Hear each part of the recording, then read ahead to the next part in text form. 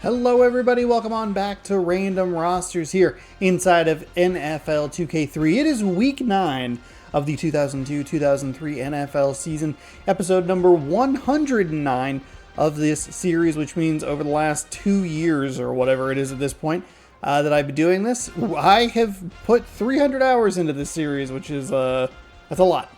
There's a lot to put into a series, but folks seem to enjoy it and I have a good time making it. So if it sounds like fun, if you enjoy the content, be sure to scroll down, subscribe, ring the bell. You'll be notified when I post new videos. Thanks so much for hanging out. Hopefully you enjoy it. Triple header, as we always have here on the channel. I feel like I skipped something there, but I don't remember what it was going to be. I need to throw my headphones on. Oh, there was one thing. I forgot what the audio is supposed to be. I've been tinkering with it, and I forgot to make a note about it. So if it's a little loud, I will fix it. Are you doing? Oh, you're dead. My headset's dead. Okay, I'll fix that in a minute. That's a problem for old Shawnee Poo. There we go. I'm on the screen. Today's triple header includes the Vikings taking on the Buccaneers, the Steelers taking on the Browns, and the Jets taking on the Chargers. Let's take a quick look at the standings as we jump into this one. Vikings are 3-4. The Buccaneers are 3-5. The NFC North is kind of getting run away with by the Chicago Bears, which breaks my Packer-loving heart. But the Buccaneers are still in the thick of it in the NFC South. In the AFC, we have a battle for first place between the Steelers and the Browns.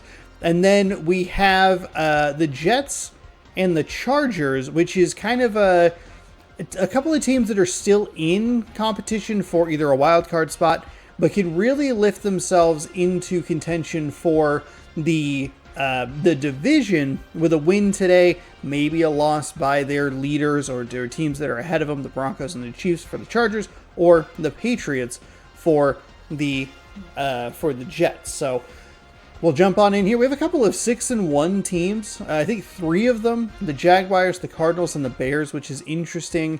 So we do have some divisions that feel like they are kind of starting to get ready to get wrapped up.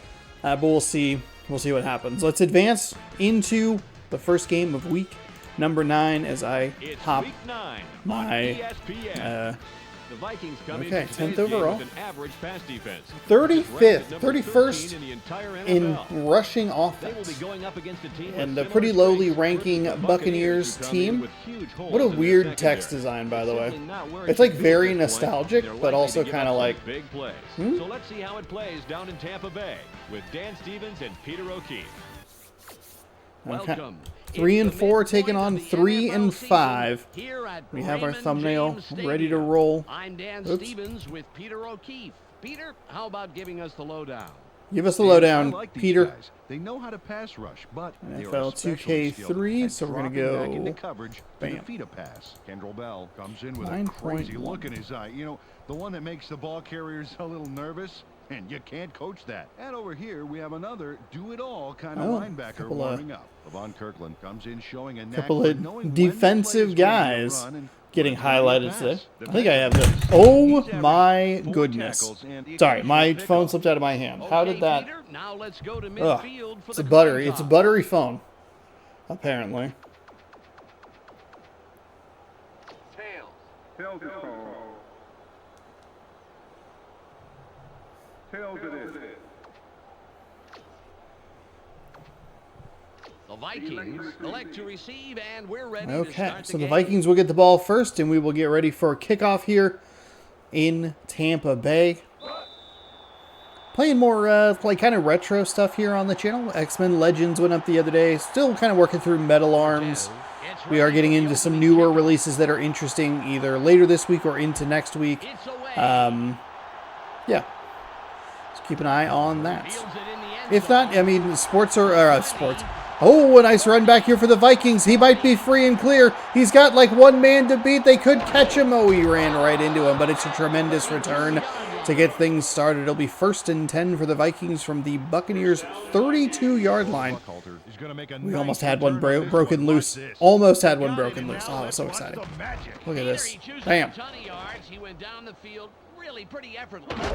Kind of just ran into the path. I don't think there was I don't think there was much of a win situation right there. It's just kind of get as far up the field as you can. And it's a good opportunity at that. All right.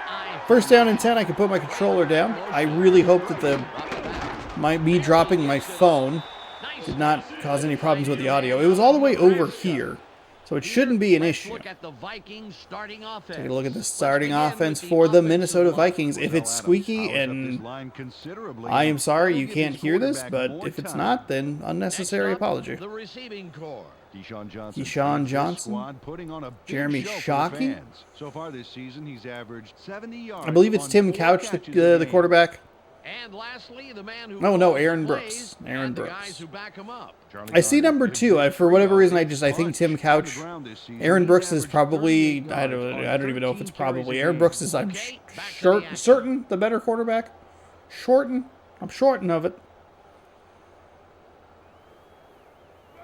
2nd and 10. 102 of 194. You can see the stats there, because I can't read them fast enough. 2nd down and 10 following the incomplete pass. They'll go with a run and bounce it to the near side. Nice block. Kind of takes out the first guy, and second guy able to get around that block. How are you using 50% of the CPU? Please. Please. Brent Wistrom and his men deliver knockout blows to the offensive line all game long. That's followed by the linebackers. Kendall Bell. Is that better? No, Bill Romanowski. Finally, Peter, the secondary. Champ Bailey around the field and gets in receivers' faces. Let's get back to the game. Some recognizable names on that Tampa Bay defense. 3rd down and 4. 3rd and 4. Aaron Brooks leads them to the line of scrimmage. High formation. Tight set. They shift a receiver out to the slot. Brooks with a short drop, throws over the middle. I love the pattern. I love the timing on it, but just off the hands and incomplete. Graham couldn't come up with the catch. And the terrific kick return is going to just lead to a field goal, which is kind of wild. Oh, it's probably because I have an internet browser. I have one internet browser up. Is that your problem? So 4th down and 4. The Jezebels. Kick is up. Kick is good. Minnesota with a short 3-play, or I guess technically 4-play, 6-yard drive, and it comes away with 3 points because of the incredible return.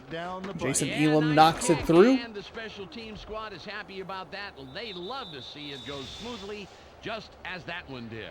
The Vikings put the first points on the board, 3-0. 4 plays, 6 yards, 32 seconds off the clock, and we'll see if Tampa Bay, how they respond. Not if, but we'll see how Tampa Bay responds. Good kick. Pass will field it. A couple yards deep in his own end zone. He'll get it up to the 20 and brushes a man off, but the second guy gets him. Nice return of approximately 25 yards. It'll be 1st and 10, just past the 20-yard line for this Tampa Bay Buccaneers offense. Let's see what they do. Find themselves down immediately from their own 23. Though their defense did have a nice 3-and-out. Oh, Chris Winkie over the middle. Has a receiver in the hands, but the hit jars the ball loose, and we'll take a look at this Tampa Bay offense. Wayne Gandy inspires his teammates to give it their all on every play. Next up are the receivers. Isaac Bruce on the outside. Pack of receivers. So far this season, he's averaged 53 yards and just under a touchdown. Is it Leli? Ashley Leli? At least we have these 3 gentlemen. Chris Winkie would have been with these other 2. On the ground this season, he's averaged 12 yards year on 4 carries 2? a game. Back to the field now. He was the cover star of NCAA football 2002 for Florida State. All on the 23. So he would have been drafted. This would have been the That would have been like for what, 01, 02? So we drafted 01 and 102. So his second season in the pros, that could have been a monster play for Tampa Bay, but both quarterbacks misfiring early, kind of seeing why these teams are under 500. Next up are the linebackers. Donnie Edwards pulls together all the It's like a couple of Seahawks players for this Minnesota Vikings defense. R.W. McQuarters, and another Seahawk in Reggie Tung. Let's get back to the game. One Seahawk, I believe, on each level. They have a pretty recognizable color scheme, especially in those pictures before they switch to their darker blue uniforms that they currently use. Shift over to the NFC, and they changed up the logo and the color palette a little bit. Oh, nice completion there on 3rd down and 10. It's going to go for 14 yards and a first down. So finally a little bit of movement from these offenses. This is what I get a little worried to look at. You see some incompletions, only one running play so far. And it's just a slow drain of the clock. But we want to see our longer drives. Just offense, it's like a little better. A little, even if it's just like slightly more consistent. Levon Kirkland, 33 tackles. First down and 10. They'll shift and run it to that side. Bowls over a man and stays on his feet. Runs out of bounds after a gain of 8. Nice run there by Tampa Bay, and terrific effort to get through that first contact. Watch this shoulder charge. Just absolutely crushed right in the chest. Call our doctor. How am I doing as your straight man?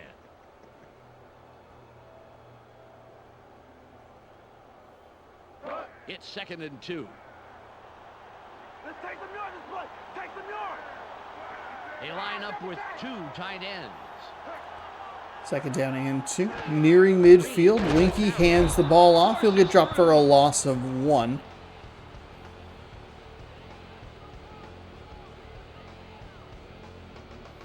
And that sets up 3rd and 3.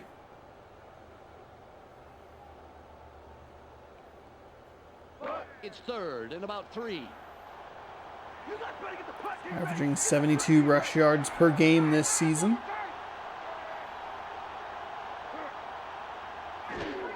We're going to go with yet another handoff. Another nice run there.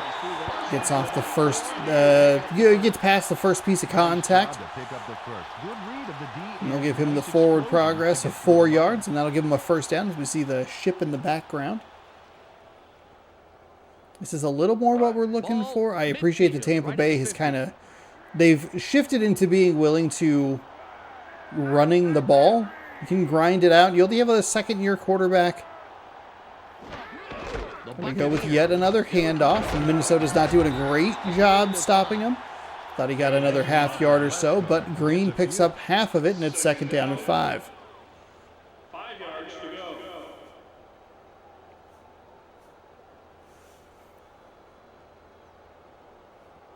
Ball at the 46-yard line.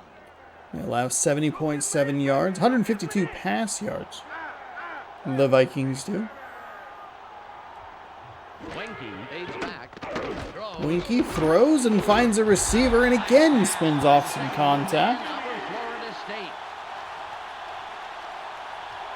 Jeremy Stevens was the man in the middle on that play. Watch this. Weird to get a Facebook message from the Call of Duty page. Yeah, you got 2 guys flipping a coin to see who's going to cream you. Terrific job by the receiver. Who's going to cream who now? What? Who's creaming? This Tampa Bay Buccaneers team is doing an excellent job not going down easily. And this Minnesota Vikings tackling leaves just everything to be desired. First down and 10 inside the 40. Winky drops back, short pass, throws to the flat. That tackle wasn't even really a tackle. He just kind of ran out of space before he stepped out of bounds. He picks up 8 and another poor tackling effort by the Minnesota Vikings defense. 2nd down and 2. It's 2nd and 2. This is a great response drive from the Tampa Bay Buccaneers. I like the check down by Winky on the previous play. Just throw it to the flat. Let your man make a move. Make somebody miss. Almost did. And you can set up 2nd down and short hand it off. He'll pick up 4 and a fresh set of downs. And that might run us through the end of the quarter. They thought they'd keep punching it up the middle. The Buccaneers racked up their 4th first down on this drive. They're moving the ball very well.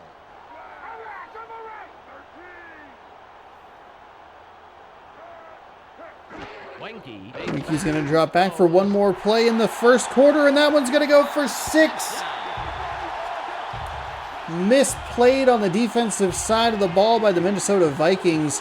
We'll see what we can look at. We'll see what we can see on the replay. Just kidding. They're not going to give us one. He must have gone for the deflection or the interception, and that animation does tend to stop the momentum entirely of the player. And if you miss it, you are leaving your back end defense out to dry. The safety on the backside was too far up the field. Couldn't get the angle. And it's an easy 6 on the board, 7 with the extra point. So 7-3 through the first quarter. Minnesota has not looked good to the tune of just 6 yards. 79 for the Tampa Bay Buccaneers. Surprisingly unbalanced. I would have thought that the passing yards would have been the passing and rushing yards a little closer together, but it's an 11-play, 77-yard drive. 4:01 off the clock, and a terrific response from Tampa Bay to take the lead. Minnesota's best play was the kick return. We'll see if they have another one in them this time. He's halfway deep in the end zone, and he'll take it out after a fantastic return. That's not a bad return. About 30 yards on that one. Gets him up to the 25-yard line, and we'll see if this Minnesota Vikings offense, with Aaron Brooks at the helm, can get anything going. Plenty of time left. They'd love to score on this drive. All at the 25-yard line. Under center in the I formation. Another shift into the slot. They'll go with a run, and it's to the outside this time. I believe that's the same kind of play we saw in the first quarter. A shift in the run towards, I guess it'd be the opposite sideline that they shifted the receiver. All on the 23. He gets dropped for a loss of 2, 2nd and 12.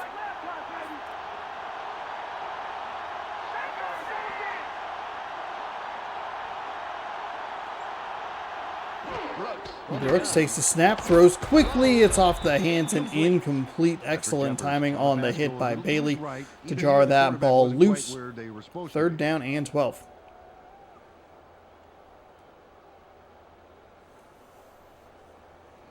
It's now 3rd and 12.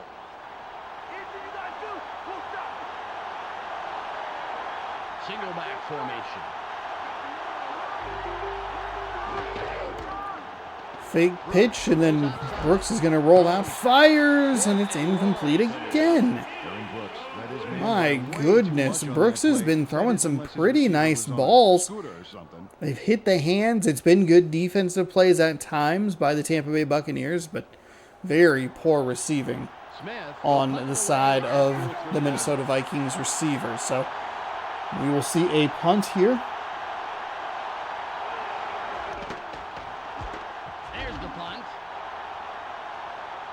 Hang time's pretty good. Has a little bit of room to work with, and he'll get tackled just past the 46-yard line. 1st down and 10. And last time out, these guys went straight down the field for a touchdown. Let's see if they can repeat that performance. Ball at the 46-yard line. We just set it up. Now it's time to show them what we got.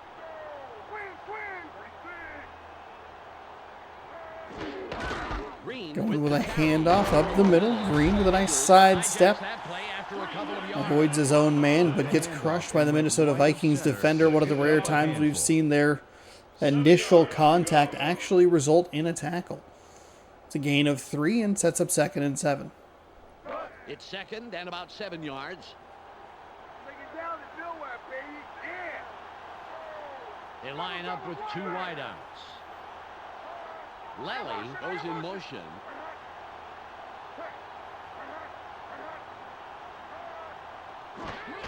Green, oh, makes another man miss some. Man, that should have been a gain of nothing, maybe a loss of 1. There was a man right there in the gap. But Green uses that incredible strength to get past him and picks up 4 more yards. 3rd down and 3. It's 3rd and about 3. Third down, team.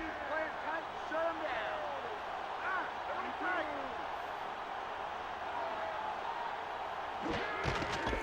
And with a run to Green, he'll go to the far sideline, bounces it back towards the middle, and picks up a huge gain. Tripped up just short of the 35-yard line, but it's a fresh set of downs regardless. Green having himself a game here. Man, that was a big one.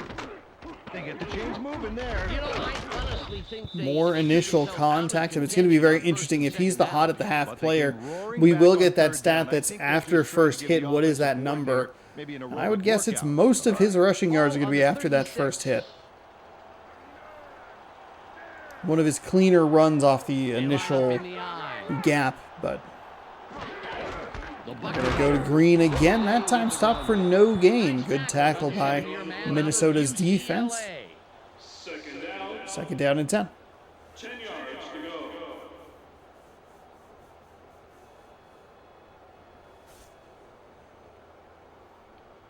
All at the 36-yard line. Go get Mason. Force the 3rd and long. Force it. We've reached the 2-minute warning. Second down and 10.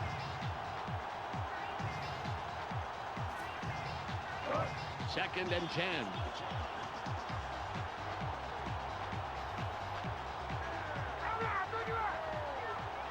Bruce in motion.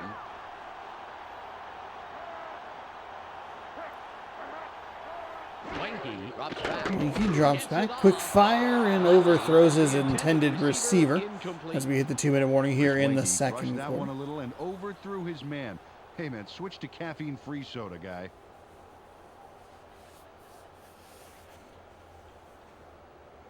Third and 10.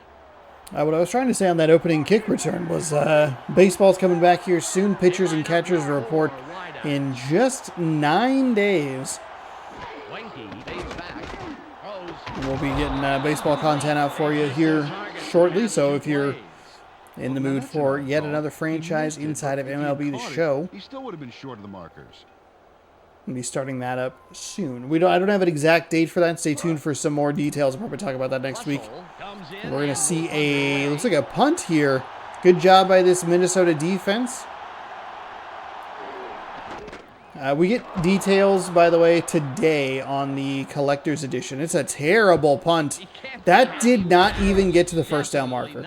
That is an unbelievably bad punt. Wow. Well, if they can score on this drive, Let's see what Minnesota can do. A field goal is fine in this scenario. We just need to see them make a little more progress. I think they still only have like 6 yards. They might have as many drops as they have yards at this point. Brooks drops back and fires it into double coverage. It's off the hands and incomplete again. Minnesota can't catch the ball. Minnesota can't tackle. An absolute disaster offensively here for this team. Defense looked a lot better on that drive because they didn't give up a touchdown. But the offense has to get into some form of a rhythm. They have 6 yards on the ground on their first drive, then they lost 2 of them. They're going to fall for a loss of 1 on that one, and they will have like 3 total yards of offense. Today, though, by the way, we find out the collector's edition information on MLB The Show 24, if I did not already finish that sentence. Hopefully, and I think this is the part that I didn't get to, we will have 4 days of early access, which will put the release around March 14th at 9 p.m. Pacific time. So there will be a video up most likely March 15th, and we will probably start... finally a catch, and he's off. He's past the 50 to the 40 and tackled out of bounds. That'll be a first down and 10. I believe the first catch of the game for any Vikings receiver, and that comes with just over a minute remaining in the first half. Spring training should start March 15th. And we'll get used to the team. Keyshawn Johnson picking up the big gain right there, and they're in Tampa Bay territory. That's a huge third down conversion. 1st and 10. Brooks whipping it, fires, finds the receiver again. I believe that's Keyshawn Johnson, back-to-back receptions there. It is, and they're going to give him the first down, I believe. Just past that first down marker. So stay tuned for that. Take a look. There's the throw. Videos of that will upload 6 p.m. Pacific time. But we might be taking a look at the Mariners roster as of pitchers and catchers reporting. And then we'll Ball at the 29-yard line. kind of see how we're feeling. I kind of want to be a little more aggressive in like moving players up or down or making some trades or something. They line up in the shotgun. We're not doing like a rebuild or anything, but Run shotgun. Throws. there you go. Gain of 15. I feel like it's going to be an interesting Mariners lineup, and if pieces aren't working, maybe we try to figure it out. Brooks with yet another completion. I don't know what happened. They Right there. bring out the correct Aaron Brooks. Was he late to the stadium? Yes, sir. He threw a They found a quarterback to just kind of hang out for a little bit. He knew exactly where that pass was going. 1st down and 10. The clock is at 55.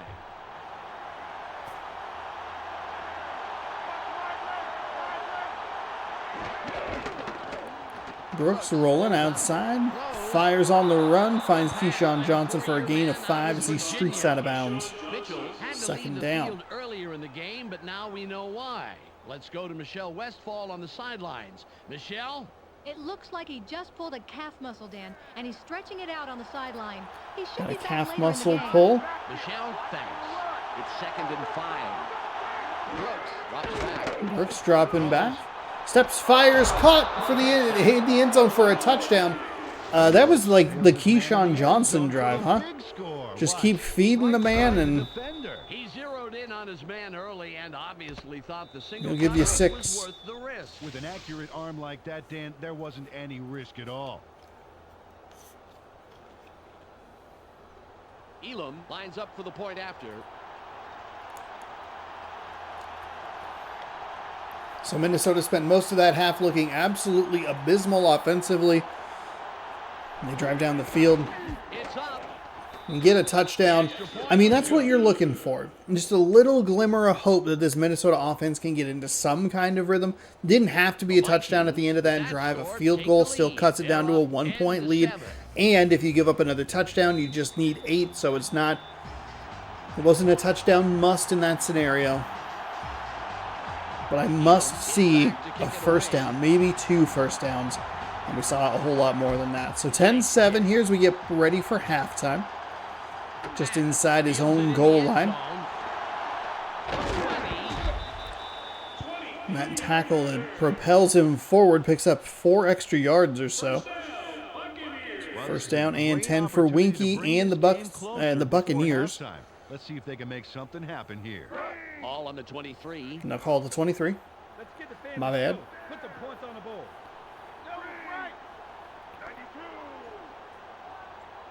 Wanky fades back. Throws. Winky throws to the flat. Nice job to stay inbounds, turn up field, get out. That is a terrific play right there. And that's Leli. Leli? Once again, why you get the football to him. Take a look. A nice And I catch, like the but play he's design not the that kind they're of player who working settles for nice Chris catches. Winky here. It's a No short question pass, here, he fights for easy every yard of completion, turf like he owns- and well, let like he your owns the receiver D-dog. make the move to get upfield. Nicely executed by Tampa Bay. Ball at the 39-yard line. 3 receptions, 51 yards on the day, averaging 17 per catch. And it's 1st and 10 at the 39-yard line. Conrad. They're going to go with a handoff. He'll fall forward and pick up 4. Timeout, Tampa Bay. 2nd down. 6 yards to go. 34 on the game clock. Don't give him an inch, baby. Don't give him an inch. They have their tight end to the right. Green with the carry. 2nd and 6. Green picks up 3. Third down. Another timeout by Tampa Bay. I don't like both of those play calls together. One of them I'm fine with, and it's either one, whichever one. You got a 4-yard gain, you got a 3-yard gain. You can pick one. Then I think you need to put the ball in the hands of your quarterback and let him get you going. Or don't take one of those 2 timeouts. Winky drops back. They go for the interception or the block, and it's going to go for a huge gain inside the 15. And that's where Tampa Bay will take their 3rd and final timeout. Again, a nice play designed for the young quarterback for Tampa Bay. It's going to be a very short drop and a quick pop to his tight end there. You can see number 26 going for that deflection. Totally missed, and it's a race down inside the 15-yard line. They'll tackle him down at the 12 or so.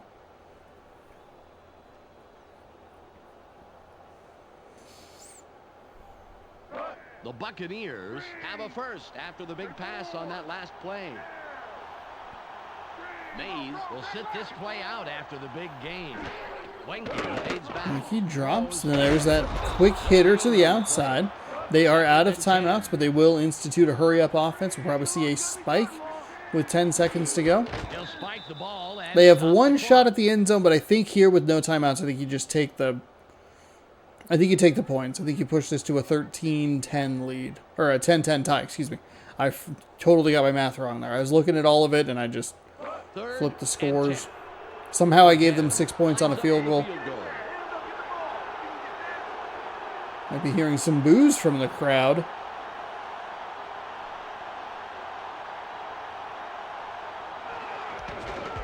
The kick is up, and that kick is good. So Minnesota scores a field goal, then a touchdown. Tampa Bay scores a touchdown, and then a field goal. And we're going to be all tied up at halftime. A solid field goal ties the game. And he is clearly thrilled to make that one. They needed it badly. Absolutely. The Buccaneers headlock the game with that score.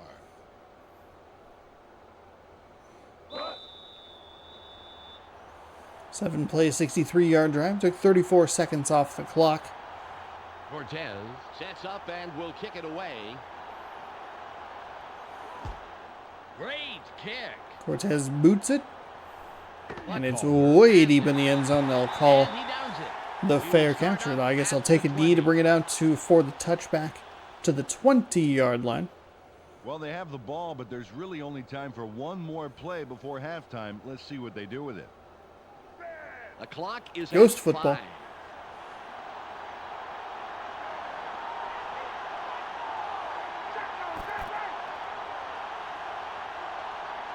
From the shotgun, Brooks drops back, fires to the far sideline. He has Keyshawn Johnson, who steps out of bounds with just a second to go.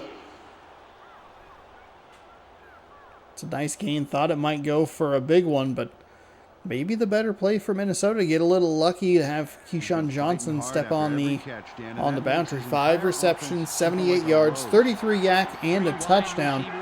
63 yards away from Pater. From the shotgun, they will take a run to the outside. He actually has a pretty nice piece of running, but that will end the first half.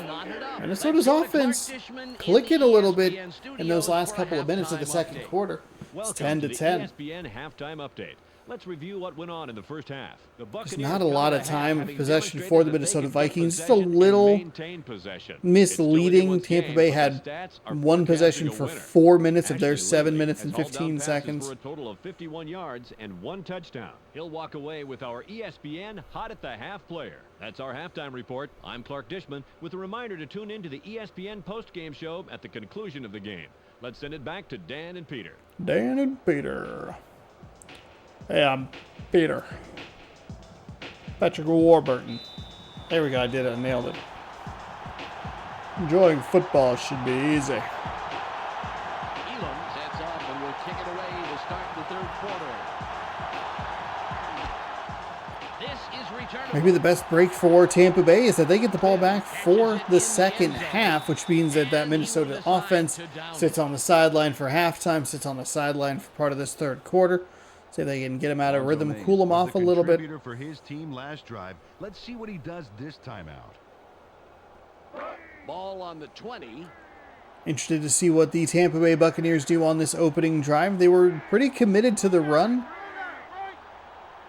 It felt like. Winky drops back. They're going to give it to Winky, and he's going to rip a pass incomplete. Looked like it was over the hands of the intended receiver, Stevens. Got the job done. And it'll be 2nd and 10.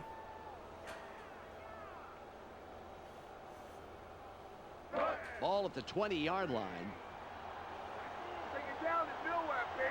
Yeah. They're going with 2 tight ends. Conrad with the ball. Tries to run to the outside. Second down, or I guess 3rd down, excuse me, coming up, that injury thing. It's usually very responsive, and then when the injury shows up, it's less responsive. It's 3rd and about 7.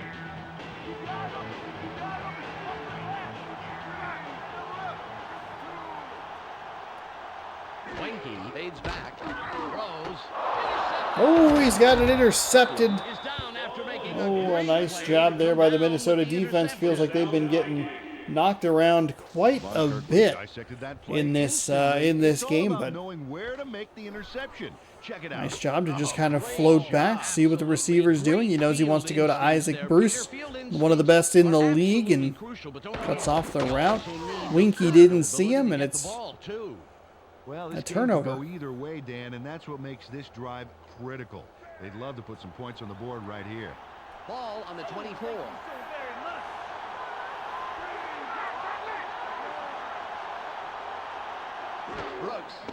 Brooks drops back, rips one into a lot of traffic. Couple of receivers, a few defenders in the area. Kind of a mess of a situation there. Still manages to pick up 6, which is nice. And the Minnesota defense and the special teams now have set up the Vikings with very good field position in field goal range. You can maybe attribute 6 points of the total 13 that they could have just to those 2 plays, the kick return and the interception. 2nd down and 4 from the 18-yard line. Brooks drops back, quickly fires to Keyshawn Johnson. Who might be the only receiver who has a catch. They'll give him a gain of, I believe, 2. 3rd down and 2. He said that his shoulder is a bit tender from falling on it. He's getting it looked at and is expected to go back into the game shortly. Back to you, Dan. Michelle, thanks for the report. It's 3rd and 2. Trips receivers. Big tight formation. They're going to pitch it to the outside. Tampa Bay was all over that defensively. Terrific read to get into the backfield.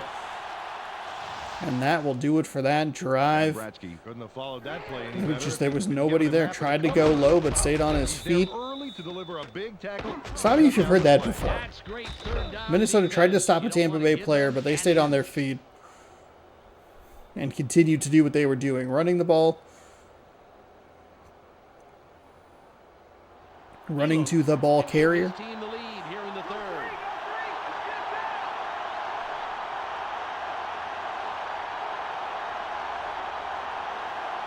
Fourth down and 4.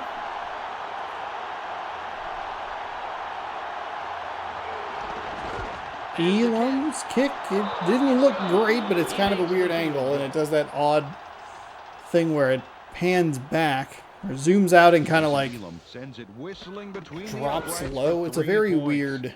Oh, nothing wrong with that. It's the worst field goal camera we've had. If it had been half the distance. And he'd be that cool if it was twice the distance. This guy is great. So 6 points coming off of a 1 turnover, and then the other, that monster kick return. And then both of those drives looking very similar. 4 plays, 6 yards, time of possession a little bit different. But the result is the same. 3 points. And Minnesota with that field goal has retaken the lead by 3. And they will take the touchback. And will down it.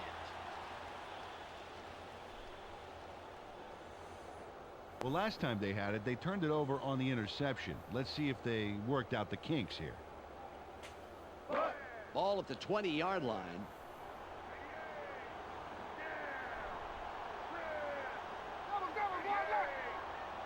Winky dropping back, fires over the middle, finds Bruce, tries to get out of the first tackle. I would argue that he did. He'll be tackled after a gain of 6 and set up 2nd down and 4.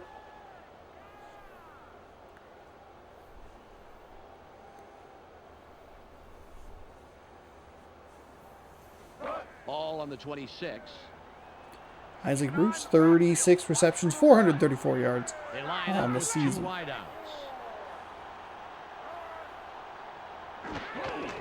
Winky hands the ball off. He's going to go with that left side. He gets half a yard, or gets dropped, I should say, half a yard short of the line to gain. Missed one word in that sentence, and it didn't make any sense.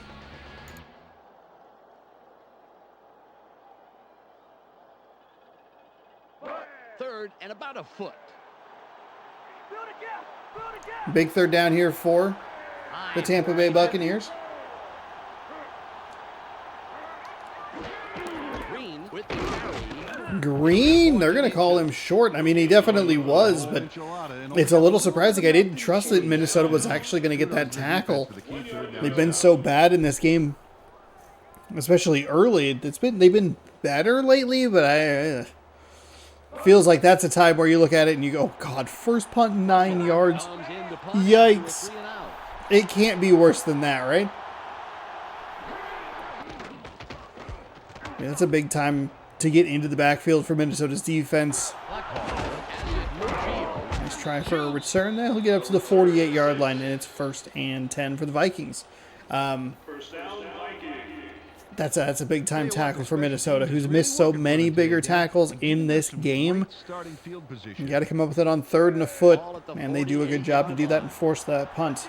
Their offense has been in more of a rhythm, but see if they can continue that. The last drive was in field goal range to start. They did only grab 6 yards. Weird route taken by the running back. Looked like that was supposed to just kind of go off the guard there. But instead, it looked like he was trying to stretch it. Everything about that play felt off. 2nd down and 9. It's 2nd and 9. That play felt off. They still got a yard. They line up with 3 wideouts. Brooks stays back. Brooks with a very short drop, fires, and it's incomplete.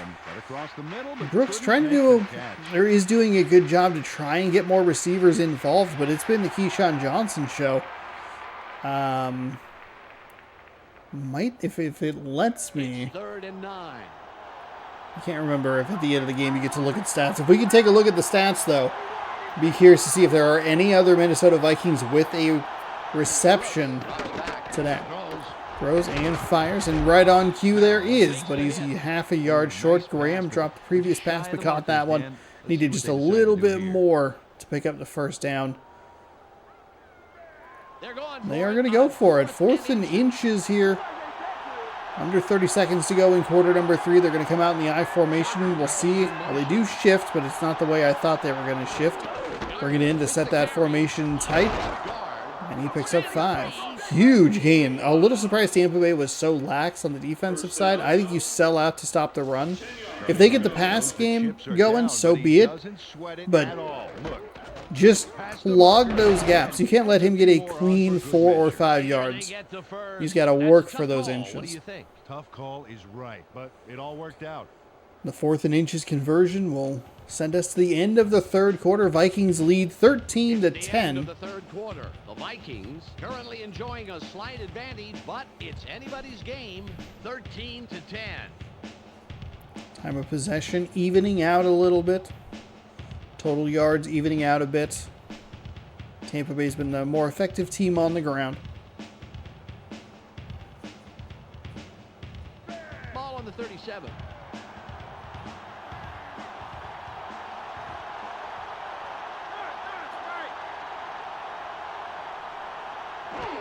Bro, what? And a direct snap to the running back. Weird play there. Only gains 2. 2nd down and 8.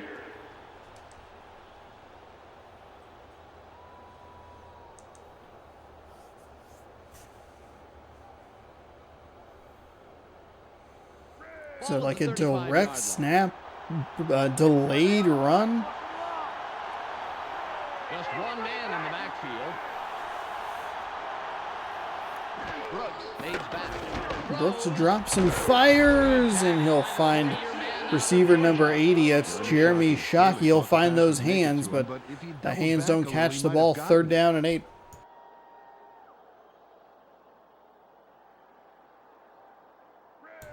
Third and 8. They can't stay here. Push them back.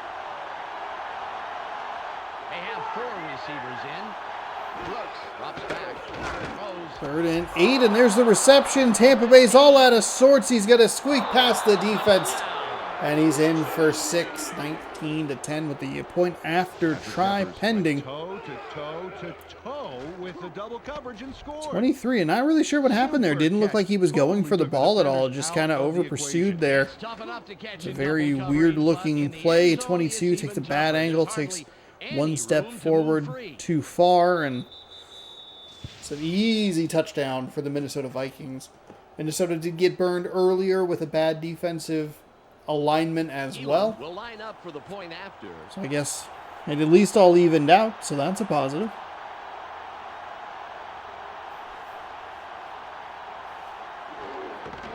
It's up. Kick is up. The extra point. Swirled a little bit to the right, but through the uprights and good. The Vikings make it a 2-score game. They are now up 20-10. 7 plays, 52 yards, 1 minute and 58 seconds off the clock. And we have 4:21 to go here in the 4th quarter. Tampa Bay needs some points here. Finn gets it deep. They need points in a defensive stand. Another nice run back between these two teams. 3-yard line. First down, Buccaneers. Well, let's see if they can march down the field and answer right back with a touchdown of their own here. All on the 33. Let's go, guys. Get the fans something to cheer for. They line up with their tight end left. Lely in motion. Oh, Lely. Okay. Green. There's a handoff. I'm not good with a run there. It's a good way to start it. They've been so good on the ground. But Minnesota's been a little better at stopping it. I think it's a good starter play. See if you can rip off a big one or at least just kind of pick up that first down. Go from there. Can't rush your young quarterback too much. Though it is starting to get to crunch time. There's a nice completion out there. The defense not really anywhere to be found. They'll shift into the hurry up. He got a clean 10 yards before much contact. Man, Winky dancing around in the backfield. Receiver, Lily? I forget how it was pronounced. That injury will stop the clock. I don't believe it's at the cost of a timeout for Tampa Bay, but that's a big loss. Winky, 10 for 17, 144 yards, a touchdown, and the pick that led to the field goal, or a field goal for Minnesota. Winky dropping back short. Caught right at the sticks, and they will call it a first down. 3:22 and counting. Winky dropping back short. 87 can't hold on to it. Wilson. Was injured a bit ago, and now we'll see have what the report. injury report Let's is. Go to Michelle Westfall. The official report is a strained groin muscle. There's a small chance that he can return. But on the other hand, you don't want to put him in too early and risk any further muscle aggravation. Well, it's nice Strained to hear groin. someone is going to have to take A little surprised that was the injury result, considering that he got absolutely crushed on that pass play. Incomplete. Tampa Bay can still work with a field goal here. On that one, Dan played him just tight enough to make it a difficult catch.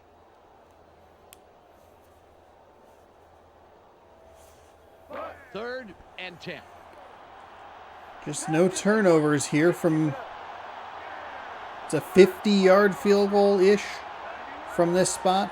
Winky drops back. Winky, short drop, fires and finds a receiver, I believe Isaac Bruce, right at the 20-yard line and right on cue. Isaac Bruce's stats there, 3 receptions, 29 yards, a fake pitch, and that's That's an okay incompletion. Bruce wasn't going to get a whole lot going there. Would have wasted more time than probably the yards were worth.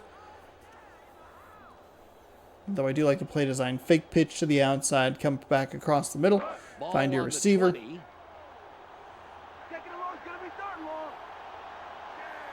I think that play makes a little more sense when you're not quite, or not as in, not in as quite the time crunch. Bobby Ingram What? seemed to be in the right spot. Well, the but time pass was just a little time to the crunch left. isn't the thing with the thing. 3rd and 10. Going deep. We'll just give up on that sentence. 3rd down and 10. This is the type, this is the spot on the field where I think you want to come away with 6 points rather than just 3. It's a nice find to the outside. Good job to make a man miss. Wow. Got the defender to bite on the short pass and then made the guy on the back end look a little silly with the stutter step. Great play. It's 1st and goal from the 2. You can see him going for that interception. Comes up empty-handed. 3rd down to have a receiver who'll fight to get across that line. They'll call Coach that desire a like that. and out of bounds. So that'll stop the clock. Saves them a timeout. It's 1st and goal. It's a great drive by Chris Winkie. We need to stop right now. Winky fades back. Winkie throwing. Oh, how did he miss that? That receiver was coming open. If he just holds on to that ball for another half second maybe, I think it's going to be an easy touchdown completion. Tampa Bay doing exactly what they need to do. They're getting the ball down the field efficiently. Out of bounds is key. You don't want to see a player go down with an injury, but that does give them a bonus clock stoppage there. Winkie, short drop, fires into double coverage, incomplete. 3rd down and goal. This is where you would like to see them go with the running game. That would be smart of them.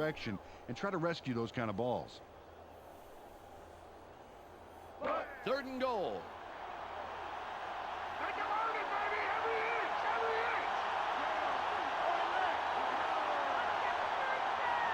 inch. Minnesota look like they're going to sell out for the run, and it's a nice deflection on the back end. Bobby Ingram moved to the outside and was open, but couldn't. If you're the coach, what do you do right here? You have to take the points. But you're on the 2. This drive just completely stalled out. This is the correct call.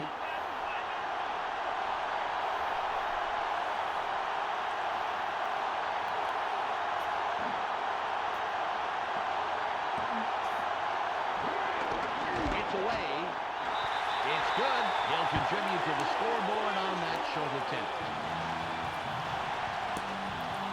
Jose Cortez chips this one in pretty easily. Right through. He could kick those in his sleep. And sometimes he does, from what I hear. His wife makes him spend Oh, we got the wife couch joke Buccaneers already. cut it close. It's still anybody's game. The score 20-13.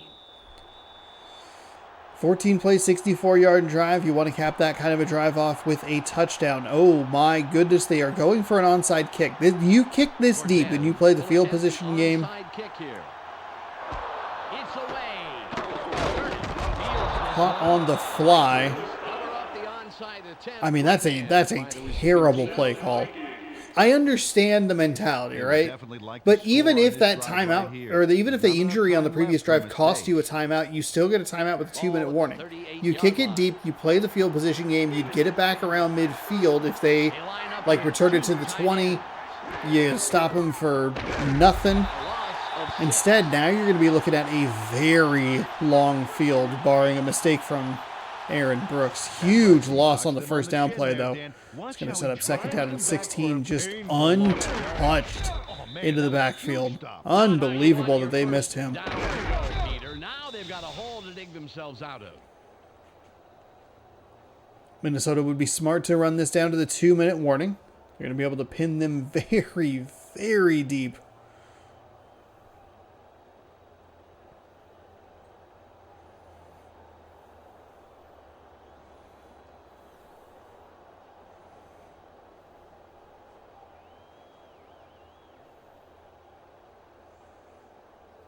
And that's what they do. 2-minute warning here.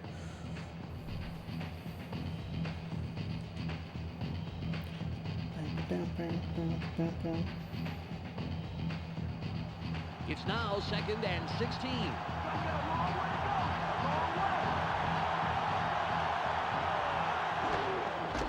With the carry. Ooh, big carry gets through the Tampa Bay defense. Ooh, it was what was that, a 9-yard gain right there? Charlie Garner squeaks by on that play. Garner doing what the Tampa Bay defense was doing to the Minnesota, Tampa Bay defense, what Tampa Bay was doing to the Minnesota defense, which is making everybody miss. That makes sense. I am too tired for these complex analogies. They're not that complex, but they feel more complex when you're tired. It's 3rd and about 3rd down and 7. This is it. Tampa Bay used a timeout, so this is, for all intents and purposes, for the game. He's going to get the run, and he'll be crushed 3 yards short. Needed 7, got 4. I love the play calling there by Minnesota. Just run it 3 straight times. Without that 6-yard loss, you do have the 1st down, but they had the 6-yard loss. And now we have Jason Elam coming out for a field goal. Could put the game away regardless.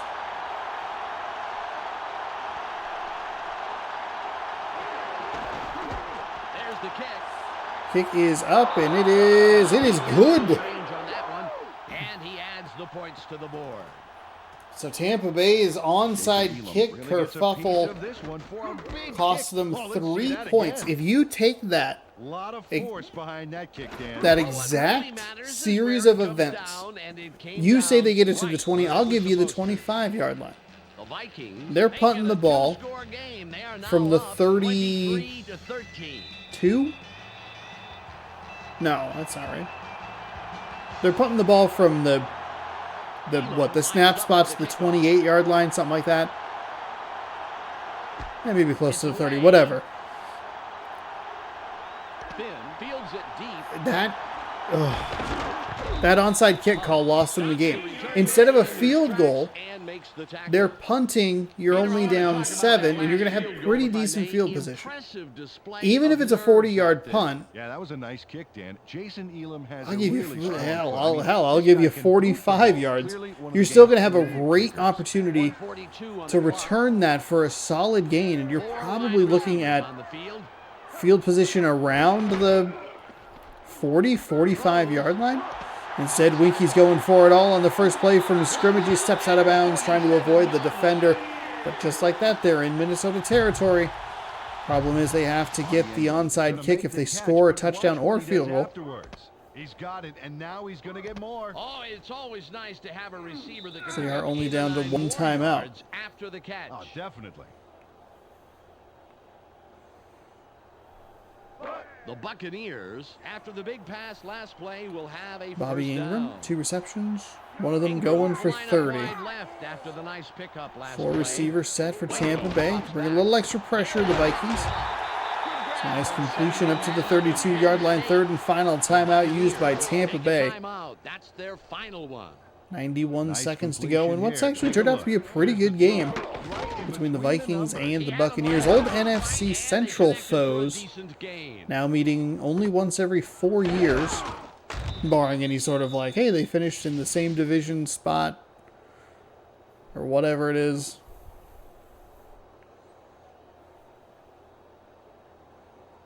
Ball on the 32.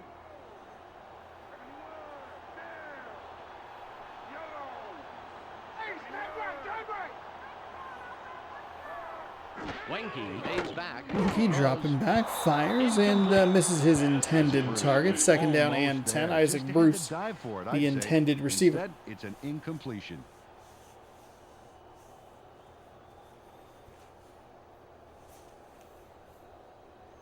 Ball at the 32-yard line. Take it down to your left, baby. Yeah. Back to left.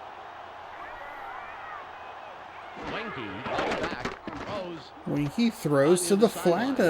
It's a play type that's worked very well for him throughout this game. Ingram giving him an opportunity to make a move. Does a nice job to pick up 9 and get out of bounds. So it'll stop the clock for this 3rd down and 1. Ingram's 4th reception puts him at 70 yards on the day. I'm okay with a run play here, honestly. Winky's going to throw it, finds a receiver, and he'll step out of bounds at the 6. It's a great throw. Winky on the same page as his receivers. Making me look like a fool for saying, I'd be okay with a run play. You know what sounds good? A run play. That'd be real good. How hard is it to defend against a pass like that? Oh, it's really hard. He played it right. It was just too good of a throw. So first and goal again for this Tampa Bay offense. They could not come away with 6 the last time they had this situation. Can they improve this time? 3 receivers. One's just kind of behind me, hanging out.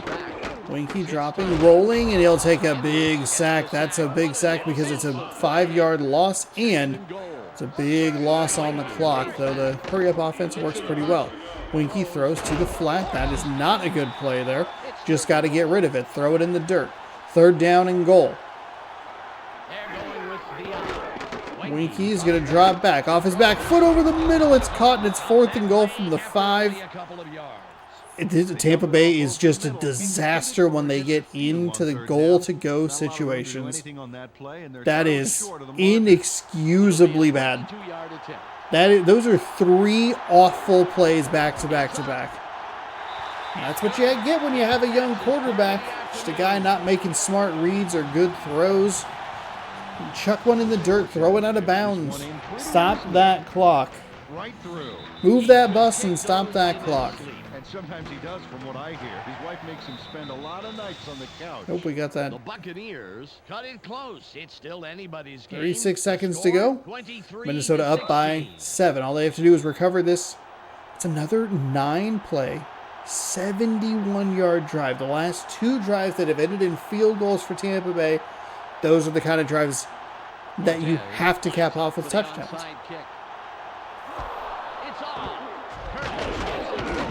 Caught easily, and that will do it. Minnesota comes into Tampa Bay. They will pick up a victory, 23-16. Tampa Bay is all out of timeouts, and these were a couple of awful onside kicks. Well, the hands team, as they're called, played that beautifully, Peter.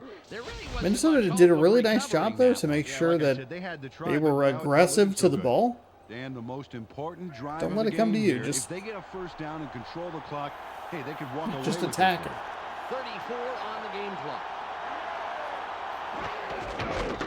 He'll take a knee, and the clock will wind down. 2 on the play. 2nd down. 12 yards to go.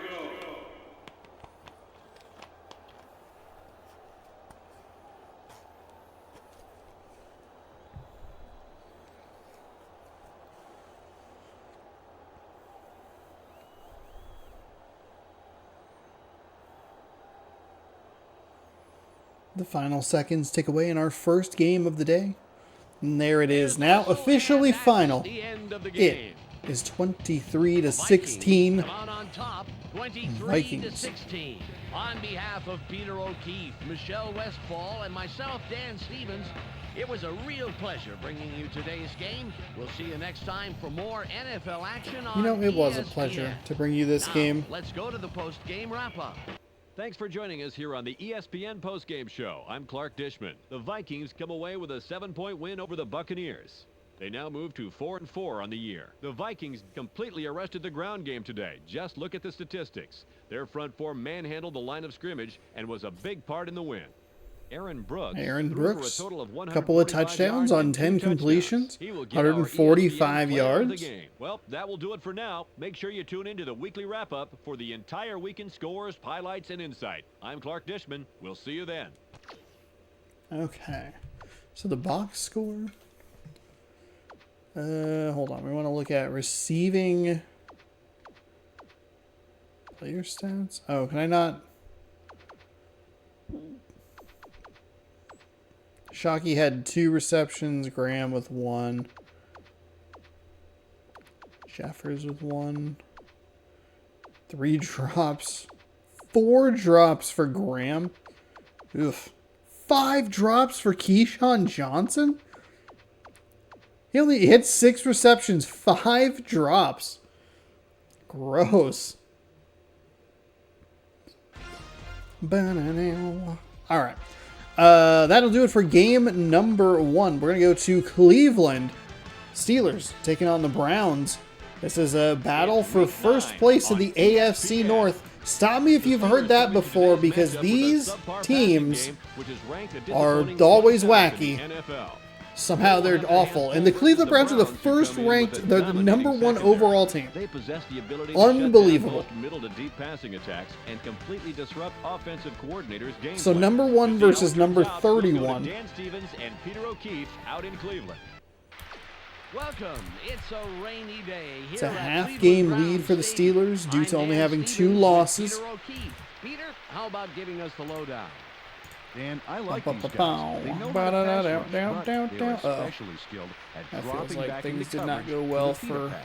Brian Urlacher comes in with a crazy look in his eye. You know, the one that makes the ball carriers a little nervous. Brian You Urlacher, can't coach Dan that. Morgan. Over here, we have another Hopefully this is a good matchup. It is raining, so I'm curious to see if these teams want to stick to the ground game, or if they want to work with the aerial attack. We have seen some rain games where it's been like, oh, we're just going to throw it. The occasional pickoff. We'll see how it works out, Peter. Let's go to the coin toss.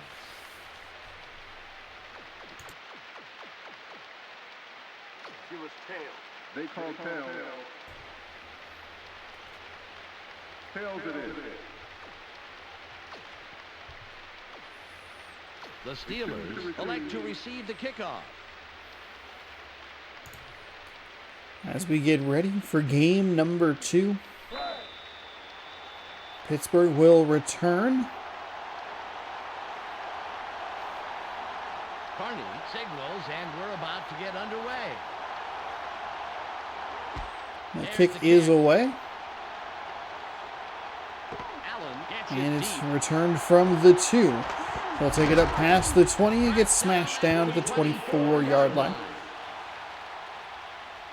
First down, Steelers. Let's see how their offense fares. Good game in game number 1. We'll see if Pittsburgh and Cleveland can follow it up in here in game number 2. Then we're going to head, I believe, out west. Yes, we are going to head out west to San Diego. Jets, Chargers, going to wrap up our triple header on the channel. We see the Steelers run it. They're going to go toward the near sideline. And, okay, no injury there. I guess the difference would be, that's going to be a help up because the down and distance went to 2nd and 7. It's an injury. It just stays at 1st and 10 because the game can't compute math and injury at the same time.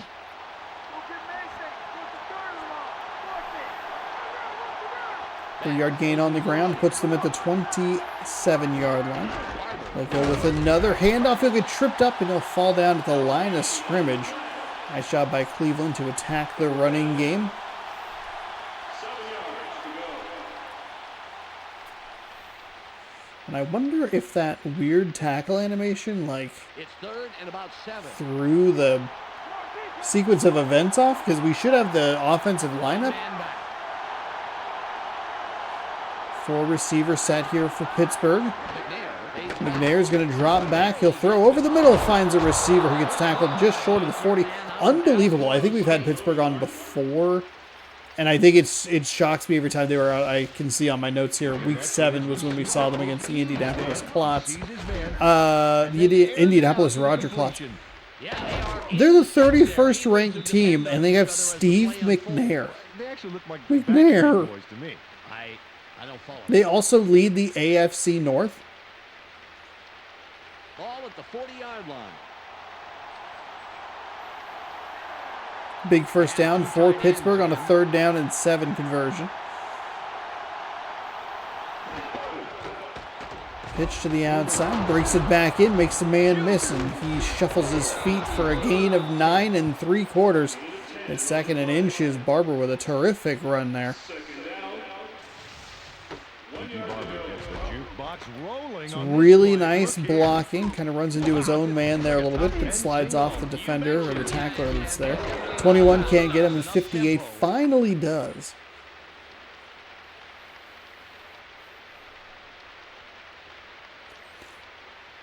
Second and about a foot. First down. They're running. Watch the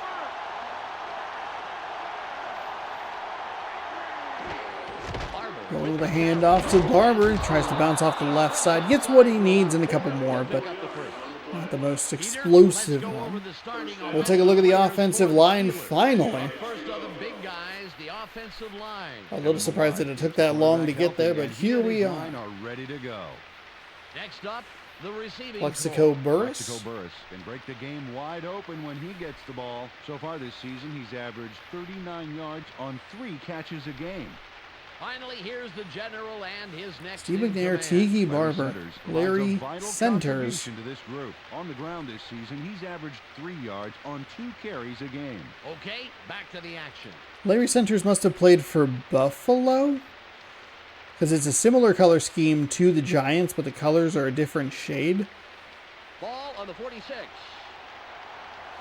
Also interesting that they got him in the away jersey, but whatever. First down and 10. Forward in motion.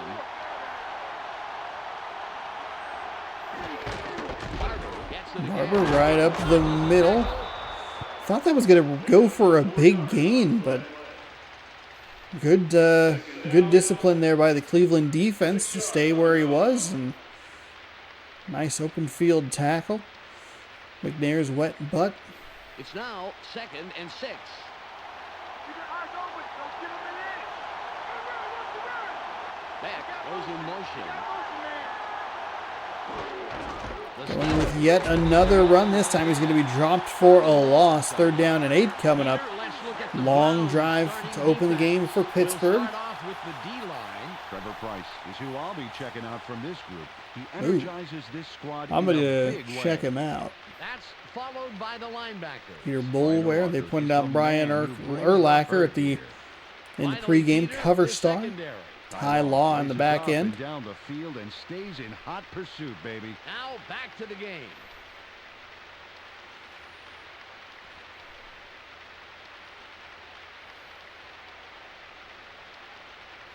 Third and 8.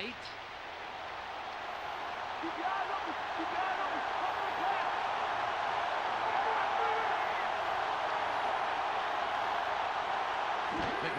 open. McNair dropping back, fires over the middle. It's dropped. It looked like he had it in his hands, but could not come up with the catch. Crowell. There was no way that pass was getting by him. Oof. 4th down and 8. The long drive comes to a halt around midfield, and they will punt this ball away. Somehow the punter, who's not been on the field all day, has a dirty jersey. It's away. That kick away, and it is beautiful. Okay, all right. The dive a little dramatic, though I do appreciate a little flair. Just a little flair. Well, this is dangerous territory here, Dan. 1st down Watch and the defense 10. attack and hope for a safety. Ball at the 3-yard line. I smell 2 points, lady. From the Cleveland 3, an excellent punt, which we so rarely see in these games. I think helped out a little bit by the rain. That ground a real, maybe a little sloppy, a little soggy. Just kind of stuck. It reminds me of that terrible Monday night game they had in Pittsburgh. It was Miami versus Pittsburgh. 3-0, and that the famous play from that is the punt that goes up and then just sticks in the mud. It's incredible. Pitch to the outside. Bowled a man over, but right before he got bowled over. Crushed a man and then got crushed.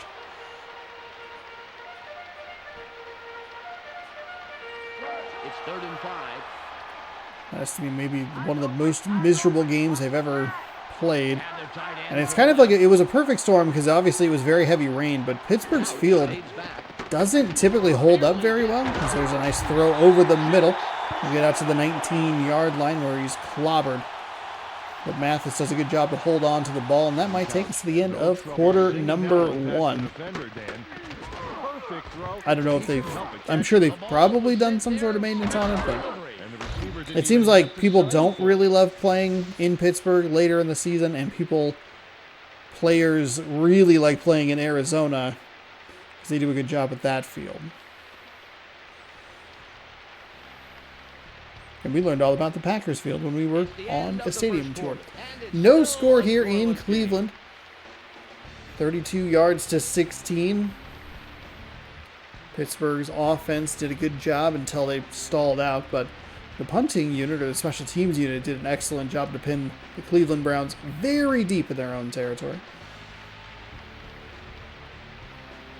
Ball at the 19-yard line. Mathis, 232 yards on this season. As we approach the halfway points of Season 6 of Random Rosters. It's a nice throw and a good catch.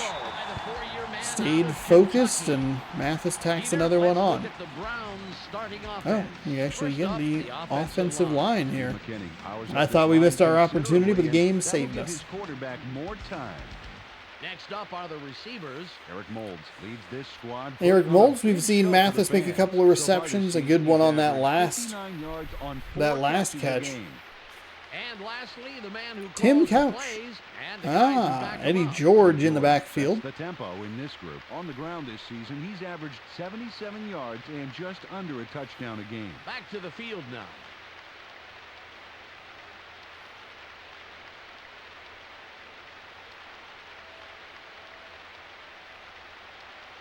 It's second and about 3. It's second and short, baby. Watch for the run.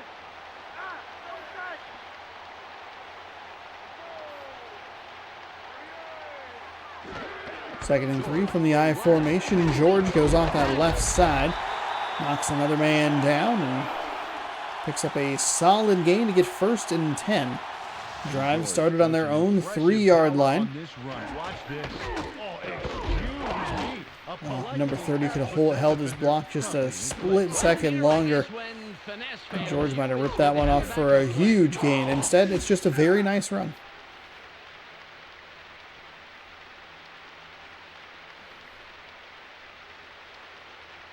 Ball on the 36.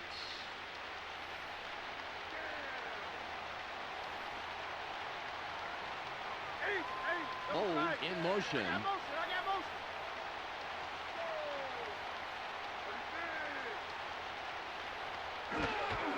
The handoff to George yet again. He'll get stopped for, they'll probably call it a loss of 1. Unfortunately, an injury for the Pittsburgh Steelers. I'll actually just call that a no gain. Second down. Ball at the 35-yard line. Let's not give me anything. Nothing, baby. Man, it'd be nice if the Cardinals and the Bears played this season, huh?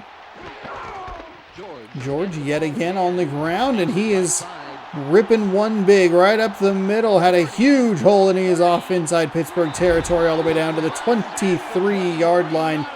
A terrific run by Eddie George. Eddie George made a tremendous run here. Just look at all the yards. Just right up the middle. I mean, there wasn't anything fancy about it. Just terrific vision. Maybe a bad angle or two on that Pittsburgh defense. Finding the open lane. Didn't even really get tackled. Just got angled out of bounds. The game does us a favor and winds that clock. Only the second drive we've had of the game. Both teams keeping it on the ground here in the rain. Cleveland, the number 1 overall team, which is wild. See if he can step up yet again. First down and 10. Pitch to George. George with great vision picks up 7 off the left side of the line. I don't think there's any reason to give Tim Couch the ball. Load the box up with 11 guys, leave the receivers completely uncovered, and just run it with Eddie George still. Shorten this game. 8 plays, 80 yards already. 3:01 off the clock. 2 tight ends on the field.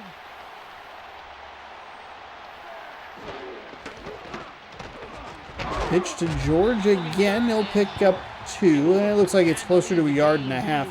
It's 3rd down and a long one. Darn, they don't even have to run a play before the 2-minute warning. It looks like he just pulled a calf muscle, Dan, and he's stretching it out on the sideline. He should be back later in the game. Thanks, Michelle. 3rd and 1. I would take this down to the 2-minute warning, but I am not the computer. Tim Couch is going to go with a handoff, but it's a draw. They will call it a loss of 1. And we get a look at the Pittsburgh defense before we hit the 2-minute warning of the half. Justin Smith deserves our full attention, Dan. He and his squad need to put Yeah, a lot I think of you pressure wind that on the down to the quarterback 2-minute today. warning. You take the snap at the 2-minute warning, run it down to 120, kick the field goal. And lastly, the secondary. It's a big Scott difference. stays neck and neck with his man, neutralizing him. Let's get back to the game.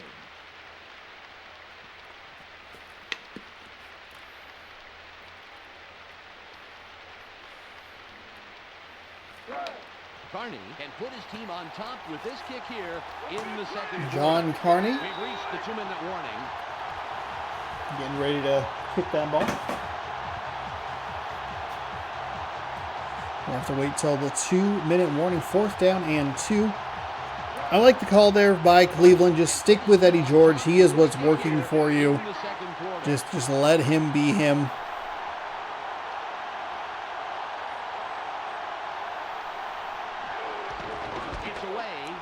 Kicks up. The kick is good. We have a 3-0 lead here for Cleveland with 1:58 to go in the second. That was a long drive. Compensating for the weather. Watch this. Right through the upright. Boy, you could hardly tell that he did that in the middle of a rainstorm. The Browns strike first in the game, 3-0. 4:18, 11-play, 82-yard drive. Carney is back to kick it away.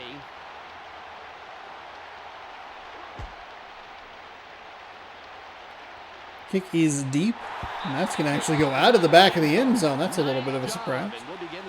First down and 10. We don't usually see that. That monster of a kick. Bring this game closer before halftime. Let's see if they can make something happen here. Ball on the 20.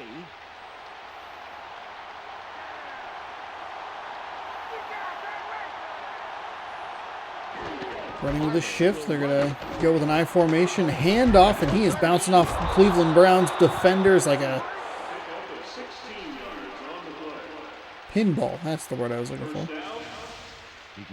Yeah, nice shot of that offensive lineman there.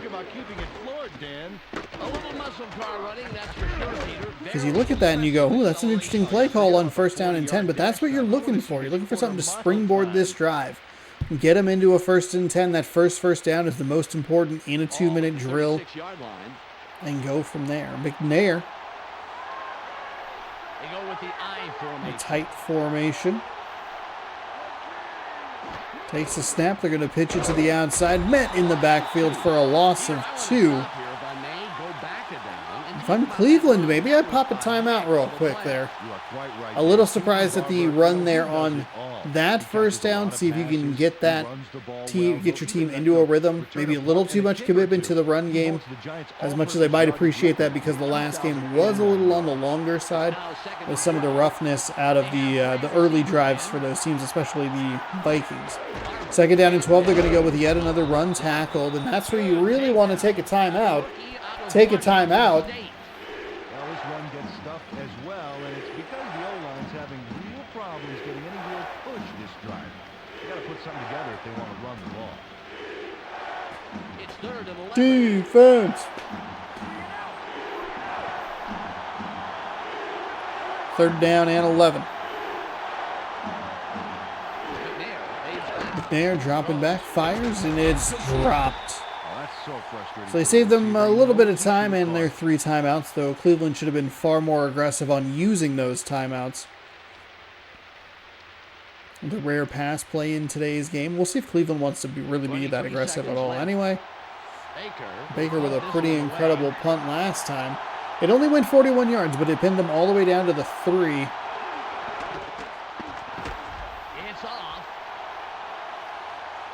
Baker inside the 30 is where he'll return it, and he'll get up right about to the 35-yard line.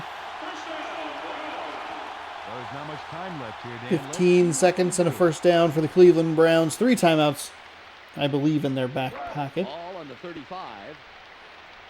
Everybody's looking. It's time. He's got it.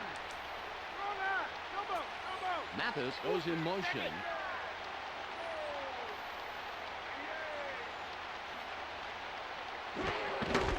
And they will go with a run play there. George will pick up 4. And I believe that'll take us to halftime. Both teams not trying to air it out too much. And I don't really know why Cleveland would. I believe they get the ball back to start the second half. Don't have any crazy wild swing here at the end. Just run this clock out, shorten the game as much as possible. 86 yards to 47. You can see the ground game, the really big piece of the puzzle for both of these teams. All passing yardage in this tightly contested first half.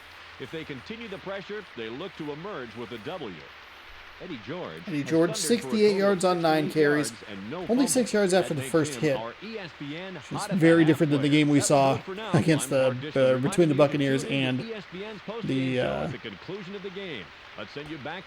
Buccaneers and the Vikings. I'm looking right at it, but was like, oh, did you misspell Tampa? And I'm like, it doesn't matter. Oh, so here I actually meant to get up and get a drink. Dropped. Frick. Janikowski gives the signal, and we're ready to start the second half. Got all of his leg behind this one. Smith fields it in the end zone, and he downs it. We will start up at the 20. Close game so far, and even though there's plenty of time left, they got so love distracted to score reading on all this those drive. statistics. Ball on the Statistics. Oops. We have a 1st and 10 from Cleveland's 20 to start half number 2. Did not see the kickoff. Ooh, got beat up in the backfield. Did a good job to at least lose 3 instead of 5. Terrific job by the Pittsburgh Steelers. 13 yards to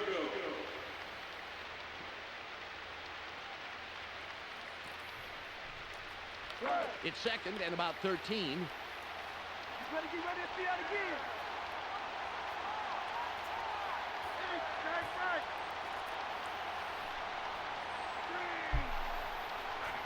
Couch drops back. Couch dropping back, fires, and that's the play. That's the reason that you're going, hey, we're just going to run the clock out at the end of the first half. That is a terrible throw by Tim Couch off his back foot and nearly threw a pick there. You don't want those big game-changing plays. And about 13. You can see Tim Couch's stats. There's 7 touchdowns, 9 interceptions on the season. Hand the ball to Eddie George. As we see Couch roll out, fires down the field, overthrows his man. And that is a quick 3 and out, a loss of 3 and 2 pretty bad incompletions.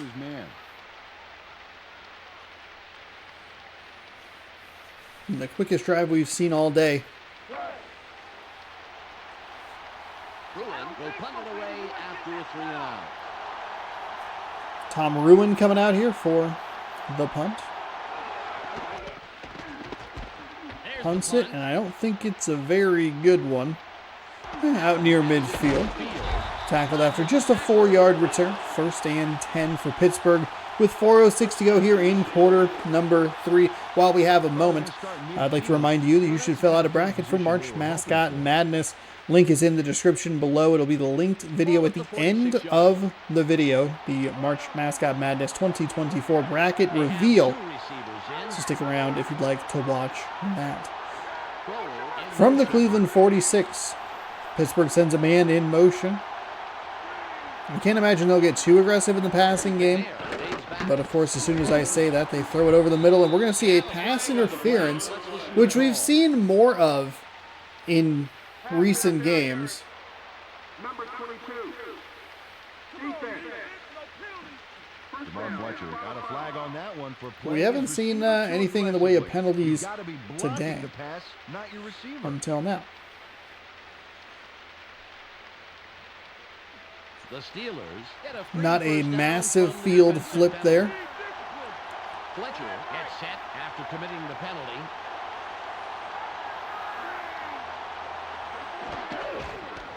Pitch to the outside. He's going to be tackled for a 3-yard loss. Both defenses content with selling out to stop the run here early in this third quarter.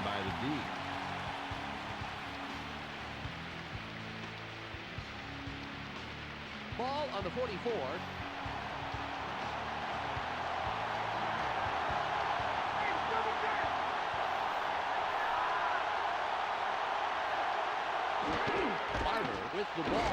Oh, a nice run there.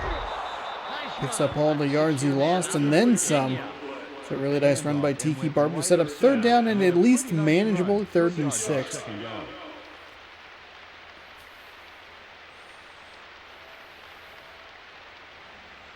It's now 3rd and 6.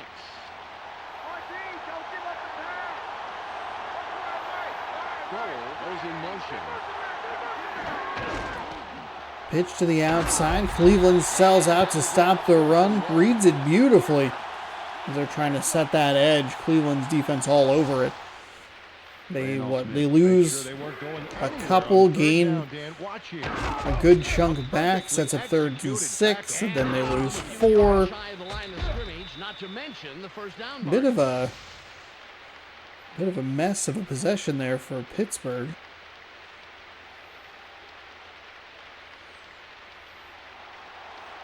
Two punts, an average of 38 yards on those.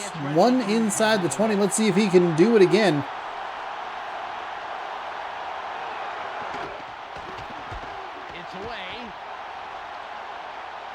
Okay, Pittsburgh's guys in. Oh my goodness, they were in position. I love the way that they covered that. He was aggressive to the ball, made sure. No theatrics that time, which is fine. But a really nice job there to just charge to the ball, get it down to inside the 5 for the 2nd time today. And we'll see what Cleveland has inside, or deep inside their own territory. They will go with a run, and we almost had a safety there. It could have been a 3-2 football game, which would have been absolutely wild. Would have need to have tweeted Ray Navarez Jr. to be like, hey, check this wild score out. Quick adjustment to evade a would-be tackler. Get a load of this. Whoa, that was a close call, but that last second leap left. Oh, look at that. He is in his own end zone. That play would not have been a safety because the ball would have gotten back out over the goal line. But sometimes this game can be a little bit funky with how it wants to give forward progress. If he would have been tackled there, even if you say you give him forward progress to the half-yard line, that next play could be the ultimate disaster. Instead, it's a very nice run by Eddie George to pick up a 1st down. He's going to try the opposite side this time, make a couple men miss, and get dragged down from behind after pulling him forward for another 3 yards. So 2 rushes, about 21, 22 yards on this drive already for Eddie George. And we're out to the 25-yard line. So far out of the play, he might need to petition the league to get back in. Nice one.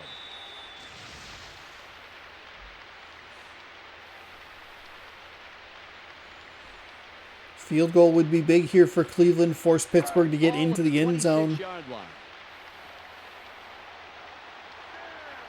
I don't know if these teams have already met this year. They have, actually, because we had this game back in week number 4.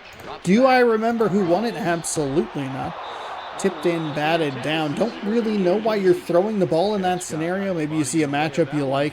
But I think in that case, with the way that Eddie George ran those last 2 plays, you just give him the ball. You feed him the rock. 2nd and 10. Let's see. New York Jets and Jacksonville.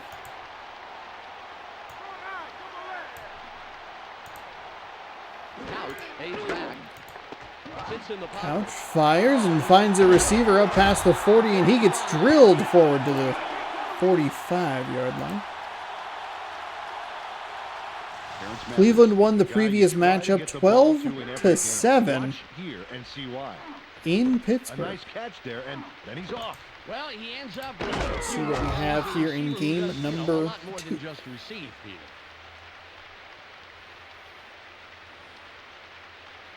Currently 3-0. Ball on the 45.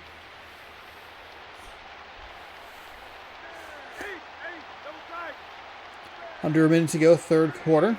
1st down and 10. Couch floats one and finds a receiver near the 1st down marker, but they'll call him half a yard short, quarter yard short. 2nd down and 1. Really bold moves to see the passing game get involved at this stage. 2nd and less than a yard. You want to shorten this game. Incompletions do not shorten this They're game. going with 2 tight ends. There's a handoff to George. He'll absolutely have the yardage needed. That should take us to the end of the third quarter. It's 3-0 Cleveland, and they are chewing up yardage on the ground and clock, which is very important. It is a true shame for Pittsburgh's defense that they cannot get off this field. They have had 2 punts downed excellently by their special teams unit inside the 5-yard line. That should be a recipe for winning the field position battle. Instead, they're losing.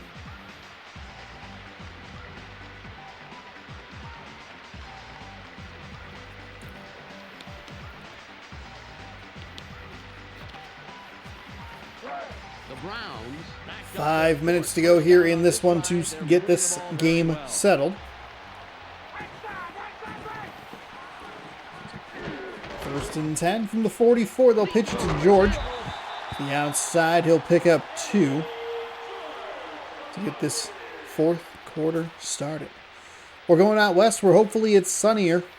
San Diego, California, to watch the Jets take on the Chargers.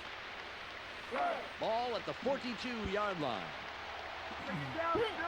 Oh, pardon me. Sorry.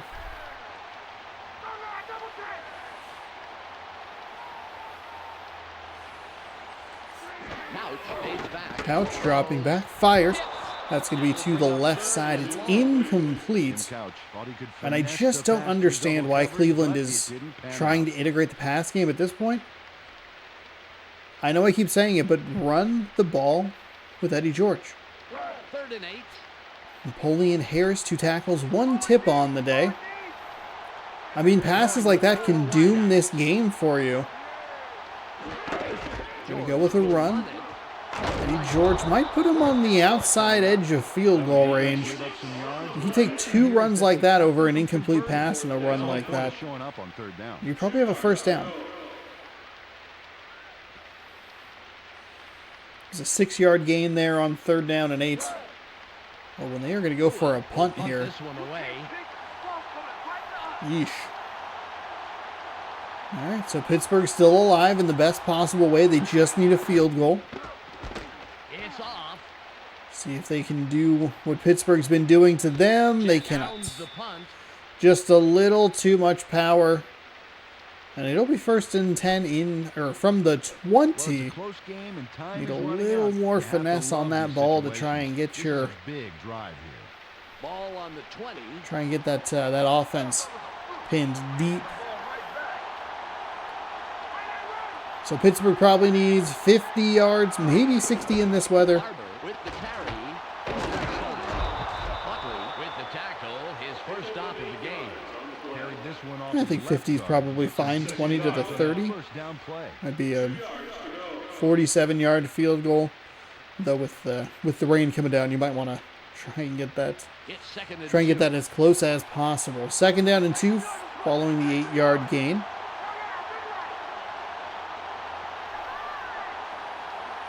McNair under center, snaps it and pitches it to Tiki Barber, who slides back inside and finds a group of Cleveland Browns defenders and gets tackled, but not after he picks up a first down.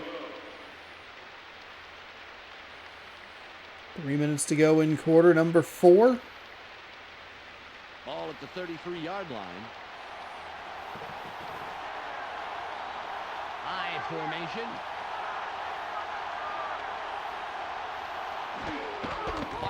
Yet another run. I'm okay with the play selection here. This is what I would have liked to have seen from Cleveland consistently.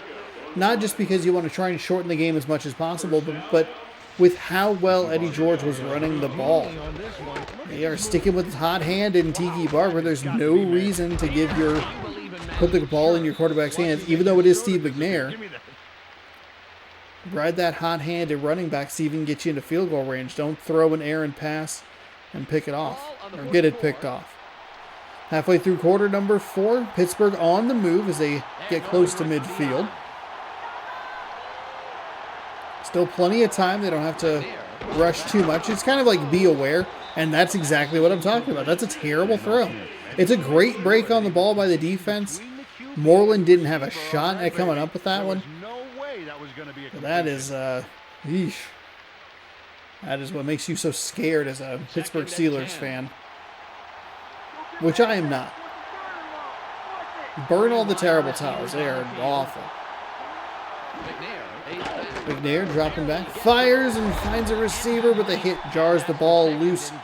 Crowell, I believe, the second time we've seen him drop a pass. And it's 3rd and 10 just like that. And as soon as I was complimenting them on sticking with the hot hand of Tiki Barber, they go to the air. They can't find anything. It's 3rd down and 10. And now if you're Pittsburgh, you're in kind of dangerous territory. However, your special teams unit's been fantastic. Double, however, your defense has not been able to get Cleveland off the field in those scenarios. We'll hit the 2-minute warning to see what they decide to do. It is 4th down and 2. Well, I guess he thought he could run it in for the first down. Great tackle on the back end by the Cleveland Browns. It's 4th and 1. My apologies. They're going for it on 4th and 1. I think this is the correct call.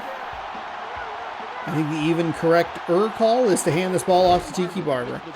That's what they will do. They'll get the edge on that far side.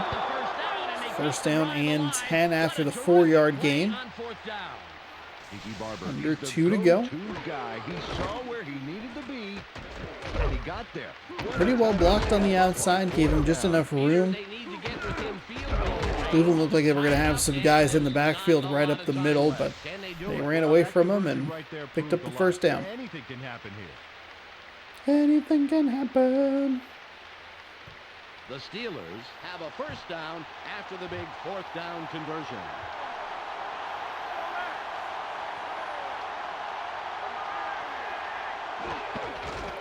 First and 10, and he'll get dropped for a loss of 2. I don't think you want to be too aggressive with the pass game. You do have to pay a little more attention to the clock here. But you probably need another 15 yards for that game-tying field goal. God forbid. Ball at the 44-yard line. Phillip Daniels coming up with 3 big tackles today. They're pushed back to the 44-yard line. Looks like they might be blitzing up the middle. They do indeed send a 5th man. That's yet another loss in the backfield. Setting up 3rd and 15. Play of the game right here under a minute to go, and they are letting this clock wind as low as possible, apparently. No urgency, no hustle, no nothing out of this Pittsburgh Steelers team. I guess they will go for it on 4th down. McNair drops back, fires, it's intercepted! Intercepted by Ty Law with 27 seconds to go. Pittsburgh still has 3 timeouts, so they are not out of this just yet. We've seen that missed so many times throughout this series, but he comes up with a huge pick right there. And they haven't sealed it yet. Dan, the most important drive of the game here. If they get a 1st down and control the clock, hey, they could walk away with this one. 27 seconds to go.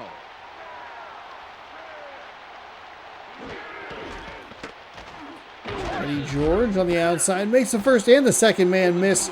Oh, and a 3rd man. He stays in bounds to pick up the 1st down. Gets knocked out of bounds. Kind of the worst case scenario there for Cleveland. You want to make sure that Pittsburgh's burning that time out. But unbelievable. 1 missed tackle, 2 missed tackles. Yeah, close call, but he pulls through. Excellent run. A really good job to stay in bounds.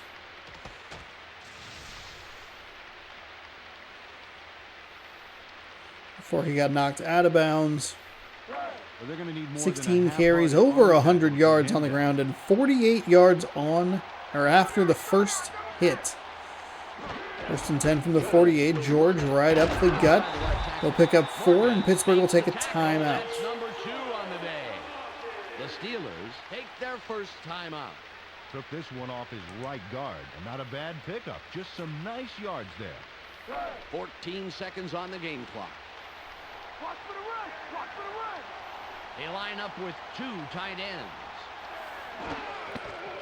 They're going to take a knee, and they're going to take a timeout. Oh, good. This game still has that problem, huh? That's their second.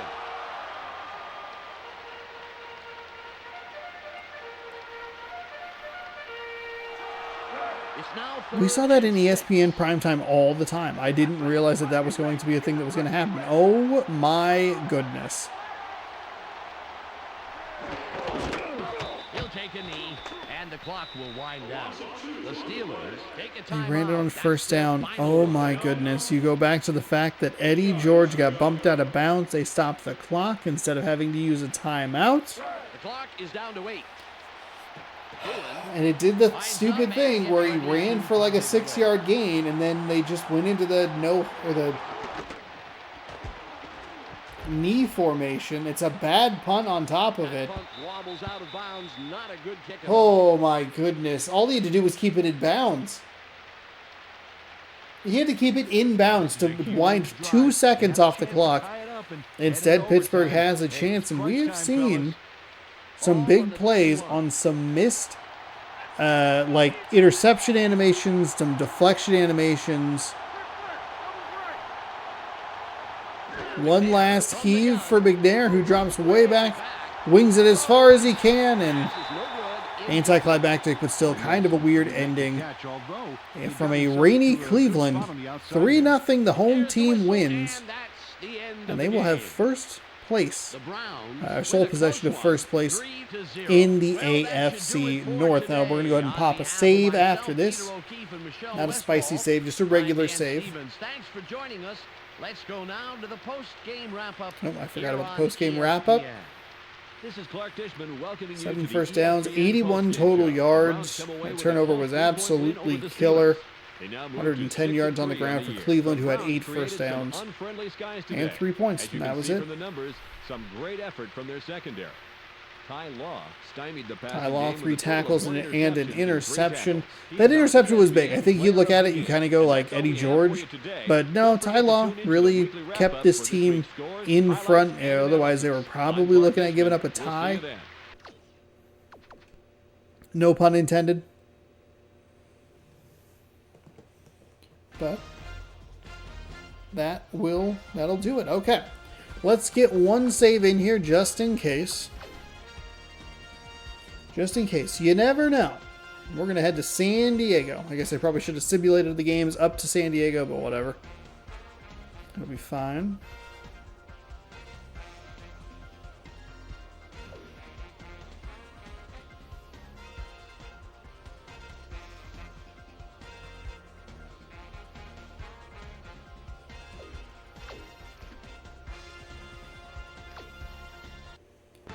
Chargers and Jets going to wrap us up here. It's week 9 on ESPN.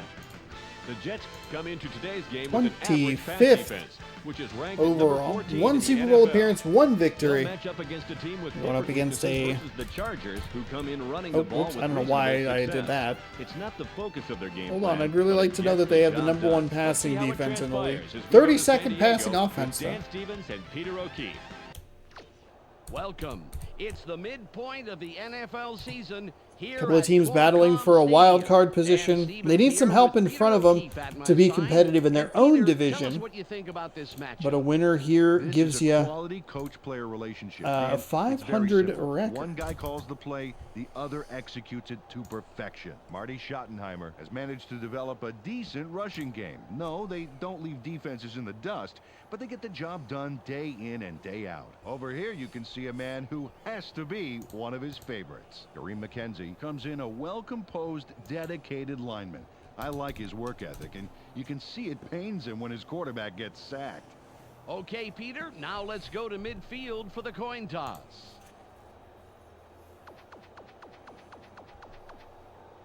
We choose heads. They call heads. Heads it is. The Jets will receive, and we're about to get underway.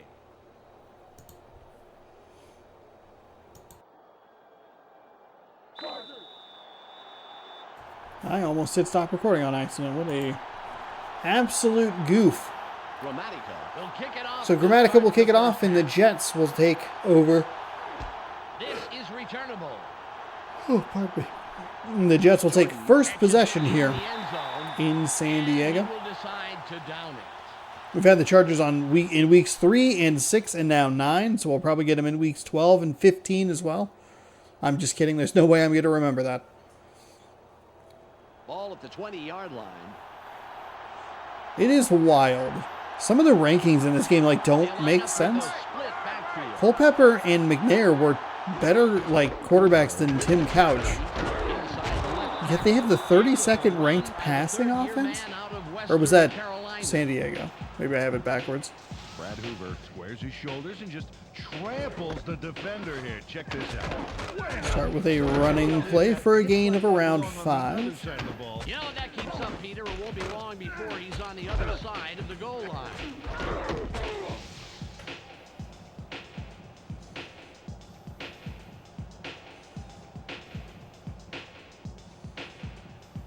Second and 4.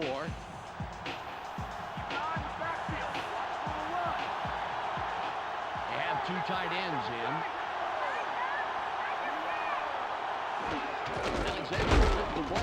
Going with a run play there, and that'll get stopped at the line of scrimmage. 3rd down and 4 coming up. Let's begin with the offensive line. Barry Allen brings size and power to this line. Mark and they are Colombo. ready for battle.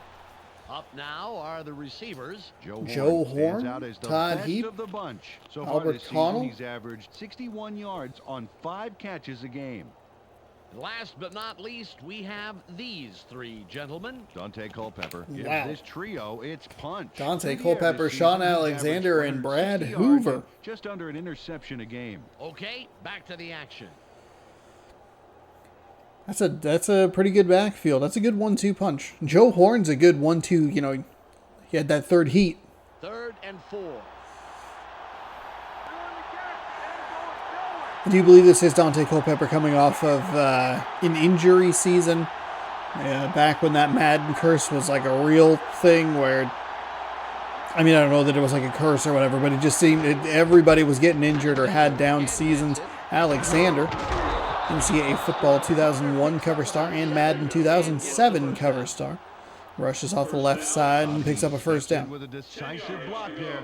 Bam! Gives them a little breathing room to get the 1st down. You know, a ball carrier can be just as fast as Michael Johnson, but, well, he isn't getting very far if he doesn't have blockers working for him.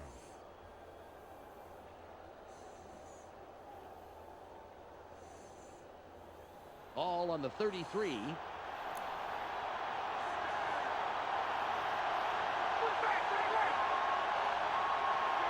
So big 1st down there for the New York Jets. Put it in Culpepper's hands. He throws out to the flat. It's caught in a nice run after the catch. Picks up yardage all the way up to the 50. Or just short of the 50, I should say. And it's another 1st and 10. Watch this. Great catch, but he really delivers Nice on the job run. to stay in bounds. Made the... Took a good angle. What, they're fast?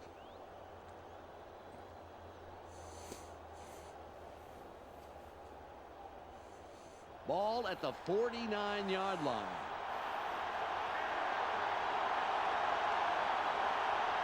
Just one man in the backfield. Culpepper under center with 3 receivers to the top side of your screen. They all block for Alexander. Do a nice job actually setting him up a pretty nice lane. Not great defensive or discipline from the San Diego defense. We're going to see it on the replay. They just almost a very video gamely, just kind of synchronous.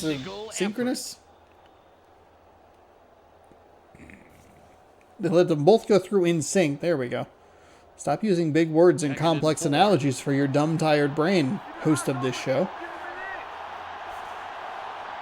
2nd down and 4. Really nice run. And a run that could have been bad, instead is very good.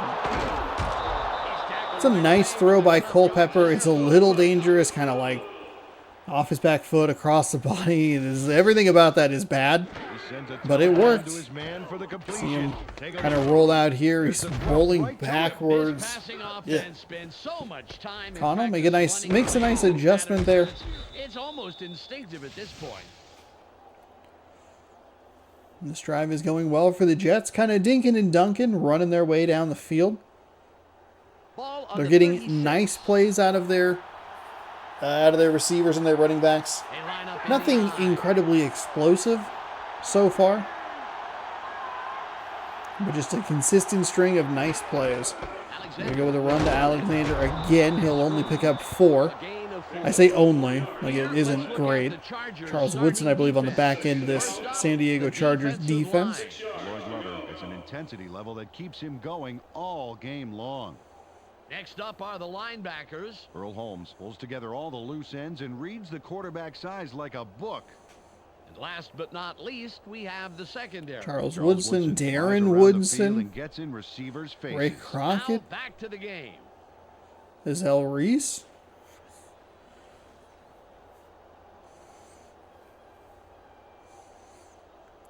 Ball at the 32-yard line. I formation, big, tight I formation for the New York Jets. Culpepper drops back, fires to the flat. It's been effective previously on this drive, and it's effective, maybe just as effective on that second pass to Todd Heap there. Just run him out to the flat. Nice, easy completion. Right there. But the play doesn't stop there, Dan. No, He's a mismatch. That is a very large man and a very small man trying to pursue. The Jets have a 8 plays, 66-yard drive, over 3.5 minutes as we hit the 1-minute mark of the first quarter. 1st and 10 inside the red zone. They're going to hand to Sean Alexander. He'll get knocked down right at the line of scrimmage, leaving forward progress for no gain. Second down, 10 yards to go.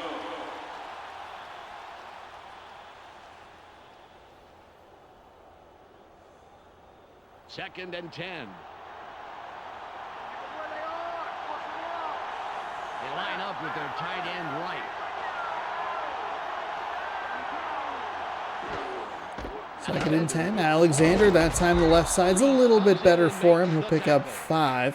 And that might be the play that takes us to the end of the first quarter with the New York Jets having the ball, possessing the ball the entire time.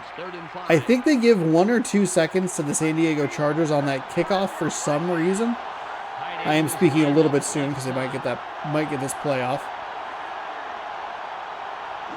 And they just do with 1 second. Oh, Alexander pulls a man down, but it's not enough. Slowed him down just enough so the San Diego defense could get in position to knock him down. Actually, give him 4 seconds of possession there. 4 first downs, 42 passing yards, 71 total. I want to say, I'm a little surprised we had that in the first game as well, where it seemed like the running game was the more effective piece, but the passing game actually had more yards. Now, if you're the clock management person that I am, you wouldn't have wanted them to snap that with 1 second. Burn some more time in the second quarter. But the kick is up and the kick is good. They come away with 3 points. Alexander on that previous play did a nice job to get out of that first tackle and try to get the first down, but good rally by the Chargers defense. I do enjoy, I like the holder holds it and then just put the first points on the board, 3-0. stands at 12 plays, 72 yards, 454 on the drive time. Sets up and will kick it away. Good kick. Kick is boomed down to the 1 yard line. We get it up past the 10, the 15 to the 20. Nice cut inside. And he gets tackled at the 35 yard line. Fantastic return by Huntley. We'll see if that can help this San Diego Chargers team get a little pep in their steps. First time we've seen them on the field.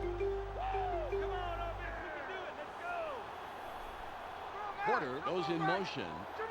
We have a couple of teams I don't think we'll be seeing for the rest of the regular season. If you were looking down at the bottom score, you would probably see one of them, which is why I mentioned that. Nice shoulder push, I guess. Kind of a weird tackle, but it was effective. 11 yards to go. Going to go for a loss of 1. Ball at the 35-yard line. Jeremiah Trotter, 36 tackles on the season. 2nd and 11. Porter in motion.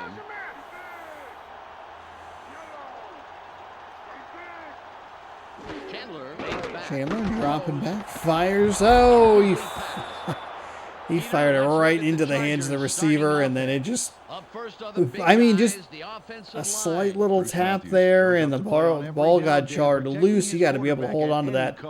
It's right at the sticks. I don't know if it's going to be the first down. Wayne Corbett adds a lot to this pack of Wayne receivers. Corbett. So far this season, he's averaged. Okay, I think I see why this is maybe the 32nd ranked passing offense in the league. Chris Chandler, Marshall Falk in the backfield being absolutely wasted on this offense. This season, he's averaged 72 yards on 16 carries a game. Back to the field now.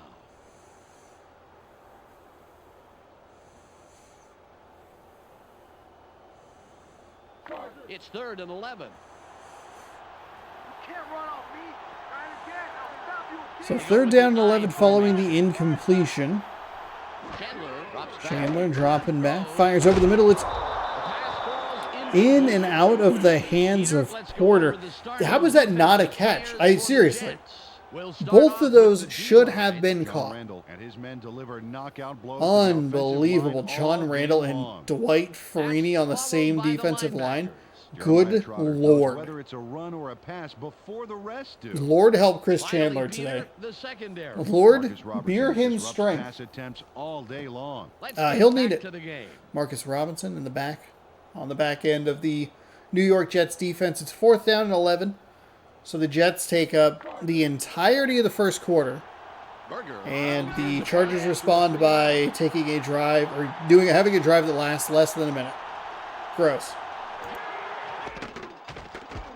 There's the punt. I'm going to call a fair catch at the 28-yard line. And the Jets will come out for their second drive of the day.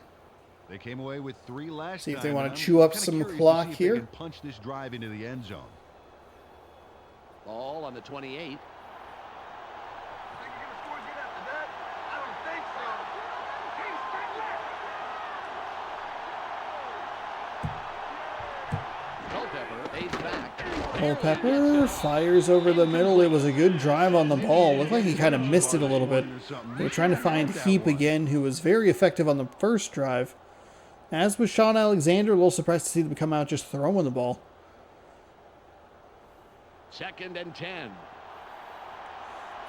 Culpepper, another quarterback, just like we saw for Cleveland, and Tim Couch, who has a couple more interceptions thrown than touchdowns this season.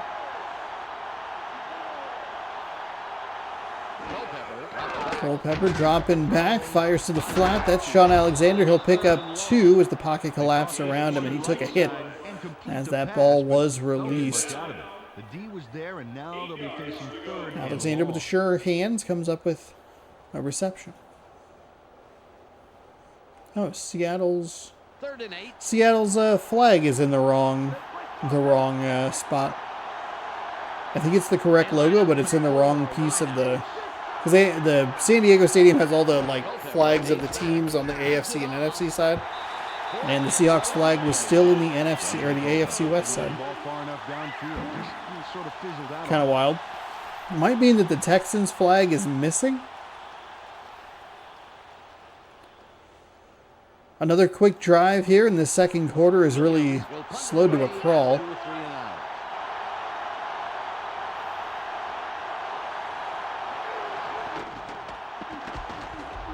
punt here.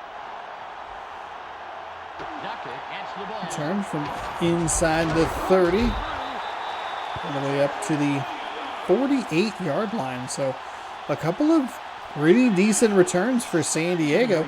See if this offense can get anything going. Really decent field position. All at at the 48-yard line. We got the position, baby. Let's execute.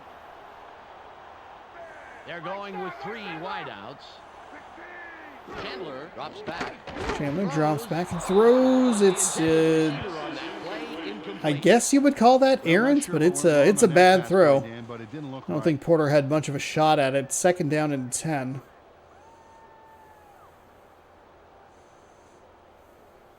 Ball on the 48. Let's not give me anything. Nothing, baby. We got it, right. Quebec in motion.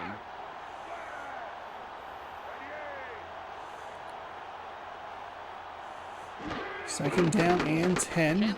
Chandler rolls out, fires, and that's out of bounds. That is... Past 2 plays. Chris Chandler gave his man too boy, much oh lead time on boy. that throw. This is what we're doing here, teams. You have 2 fantastic running backs in the backfield. 3rd and 10. Alexander may not be... Alexander isn't in his prime yet. But also, please stop throwing the ball with these quarterbacks. Because neither of them are performing very well. And that, I don't know that Chandler has a completed pass. The receivers are really letting this quarterback down. And this is not good. 3 drives. 3 complete drives in under 2 minutes. Pretty gross.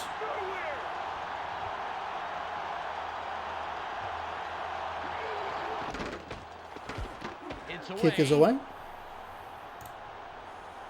Jordan has it. Drew comes in and makes the tackle on the return. Jordan was slow getting off the field on that play, and when we find out what the problem is, of course, we'll pass it along. Well, the defense did their job and forced a 3 and out. Now it's the offense's turn. First down, Jack. Ball at the 24-yard line. You may have the ball now, but I'm kicking right back.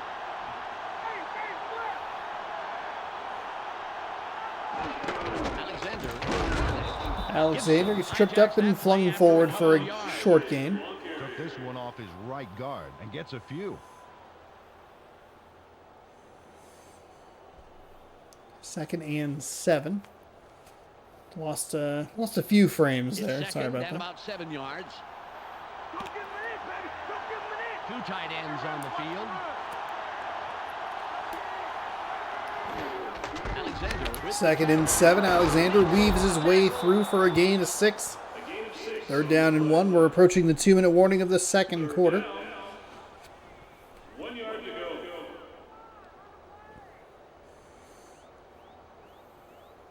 You can see the Seahawks logo up there. I think it actually might be the wrong logo. We've reached the 2-minute warning. 2-minute warning. 3rd down and 1. There it is again. Broncos, Chiefs, Seahawks, Chargers.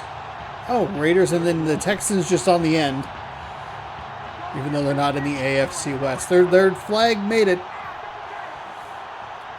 3rd down and 1, big, or a jumbo set, an I formation. Alexander wiggles his way through. Off the right side, picks up 1. Sean Alexander moves the markers on this play, and here's why. Man, what a great juke. He knew he couldn't just power ahead, so he faked them out a little to get some room. Very nice run. The Jets in no hurry here, which is a little weird, but whatever. From the 35-yard line, have 4 receivers in their set. Quarterbacks have not looked great today. They will go with another handoff. Alexander right up the middle. Shuffle steps and has to wiggle his way free, but picks up just 4 on the ground. Earlier in the game, but now we know why. Let's go to Michelle Westfall on the sidelines. Michelle? Ball at the 39-yard line. Okay. Michelle, apparently the microphone failed, so we have no idea what happened to the injured player. Excellent. Offset I formation. They shift him to the other side, to the strong side. Alexander's going to get a handoff. Stays on his feet. Picks up 3, 4. 3rd down and 1. John And the Jets contend to take this 3-point lead into halftime, it appears. Let's take another look. Oh, that's gotta hurt. Alexander needed like the, whatever, 45-yard line.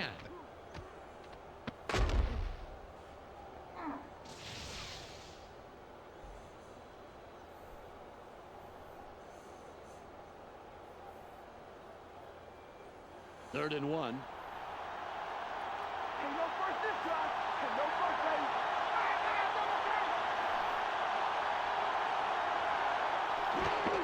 Alexander. We go with a run to the right side. Oh, there's the big gain that they're looking for. 37 off to the races, and he'll have it down to the 39-yard line. Because the line gain was the 29, so yeah, to the 39-yard line. Nice run by Alexander. It looks like that's what they were kind of looking for, to get this drive going, get into the opponent's territory. 21 seconds, couple of passes, maybe another big rip on a run there. Might be able to get into field goal range to double this lead. No hurry. No timeouts used by no hurry by New York. No timeouts used by San Diego. No timeouts used by New York until now. The Jets take their first timeout. First timeout by the Jets, and that picked up 9, so they're right at the 30-yard line. A heck of a play. Bullseye, Dan. You are dead on. And that's what you're looking for.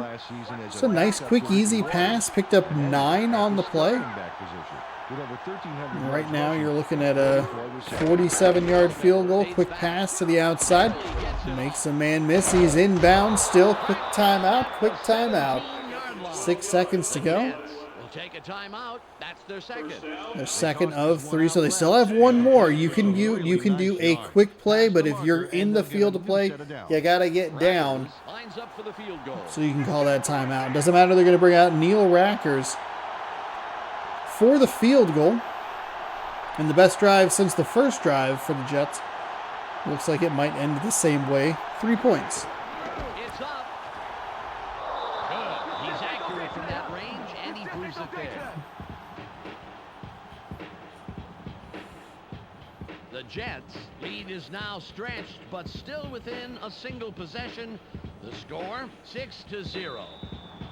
9-play, 59-yard drive, 2:48. Lines up, signals, and we're ready for the kickoff. Kick is up. Duckett fields it in Will the return. end zone. Hopefully this will take the remaining time off the clock. It will, as he will run that out to the 20-yard line. And we will look at a 6-0 game here. Is coming up next. Welcome to halftime. As we head, down the numbers. The Jets as we head to half. Odds are they'll keep it You up are as we head kidding to me, the San second Diego. half. Sean They have Alexander negative has 1 sprinted total for yards. 60 yards and That no is fumble. A clear choice for unbelievable. our ESPN hot at the half player. That's our halftime report. I'm Clark Dishman with a reminder to tune in to the ESPN post-game show at the conclusion of the game. Let's send it back to Dan and Peter.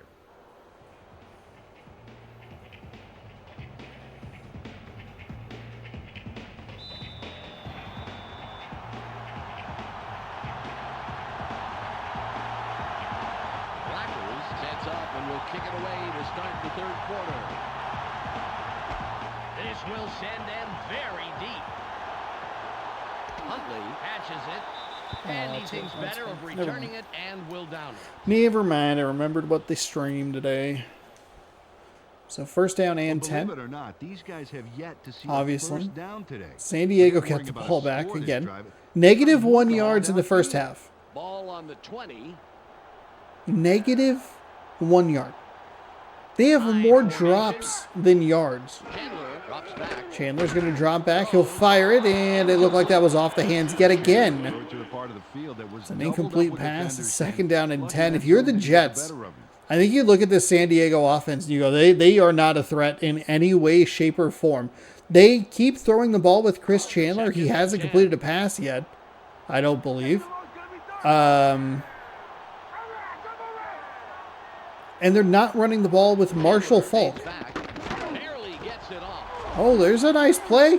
Holy moly, they've multiplied their total yards by infinity. can't multiply anything times 0 without it being 0. Or in this case, -1. Ugh, my goodness. He's not the kind of player who settles for nice Like, I can't believe that they don't look at Chris Chandler's 1 for 47 stat line and go, yeah, keep throwing the ball. Just do it.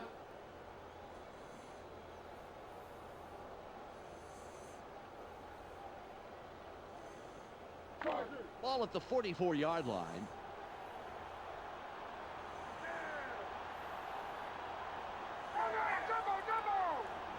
First down and 10. Chandler. Chandler dropping back. Throwing Incomplete pass. throwing again, and it's incomplete. Was the only guy in that zone, and he got the job done. I want to punch Marty Schottenheimer in the face. Digital Marty Schottenheimer, that is. For this awful display of offense. Are you kidding me? Jeremiah Trotter, 1 tackle, 1 tip on the day. Second down and 10. Babette goes in motion.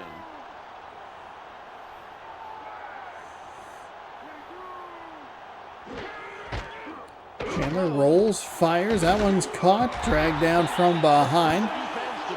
And they'll be tackled at the 45.5-yard line. Chris Chandler locked in on his man despite the fact he was covered. And Someone had to talk with Chris Chandler. They said, hey, complete some passes. He goes, oh, gotcha. Had not considered that, apparently. What is got my CPU running? I gotta get... It's time. I've said it for weeks. I do believe that it is time for a new computer. I have a plan. Just gotta put it into action. Let's see what we can do. First down and 10. Chandler hands the ball off to Falk for what I believe is the first time all game. Well, technically second, because he did have -1 yard on, or they did -1 yard on the ground. At least the second. They haven't been doing a whole lot of it. That puts them at 0 yards It's second and 9. rushing. Go get Mason. What's the third and long? They're going with the I. The I formation. It's an offset I. Chandler's going to hand the ball off to Falk. Clears a pretty nice path, or cleared a pretty nice path there, the offensive line. But a nice path was cleared by the offensive line. There we go. Boy, oh boy. Third down and 3. So a 6-yard gain. Sets up. It's third and about 3. Just punt it right now and save yourself some pain, man. We got it.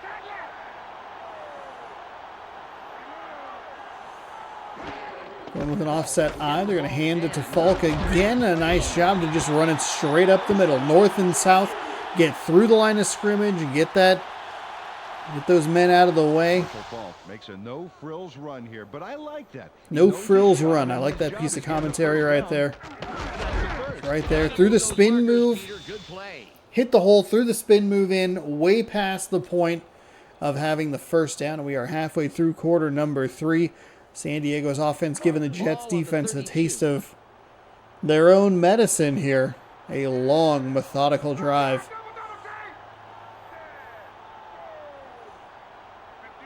Offset I again. Chandler. Oh, he threw a pick. He threw a pick. That was, and it wasn't like, there wasn't like a lot of competition, but absolutely the best drive of the day for San Diego. 98. That's the second time we've seen a lineman pick off a quarterback. We saw it back in game number 1 where it was just kind of, I believe it was on like the first drive of the third quarter maybe as well. But the lineman just kind of dropped into coverage. Quarterback had no idea they were there, and bam, take it away. 1.5 turnovers a game. That is a heinous stat to have in week 9. The Jets will get this clock started with a Sean Alexander run. Doesn't go anywhere. But San Diego, a huge missed opportunity. That's why we want to keep it on the ground. Second and 10. Especially when you have a quarterback like Chris Chandler. I mean, you have the 32nd ranked passing offense, and you have Marshall Falk in your backfield, excuse me. Tries to pick up Some more yardage on the ground, but Alexander stuffed at the line of scrimmage. San Diego's defense making some nice adjustments.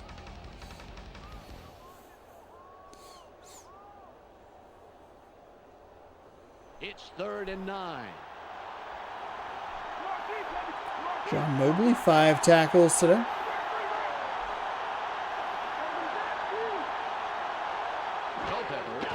Culpepper dropping back, fires, and it's in and out of the hands of the intended receiver. Incomplete, brings up 4th down and 9. Whew, maybe neither of these teams deserve to be in the playoffs because this is bad. It's bad. Williams will punt it away after a 3-and-out.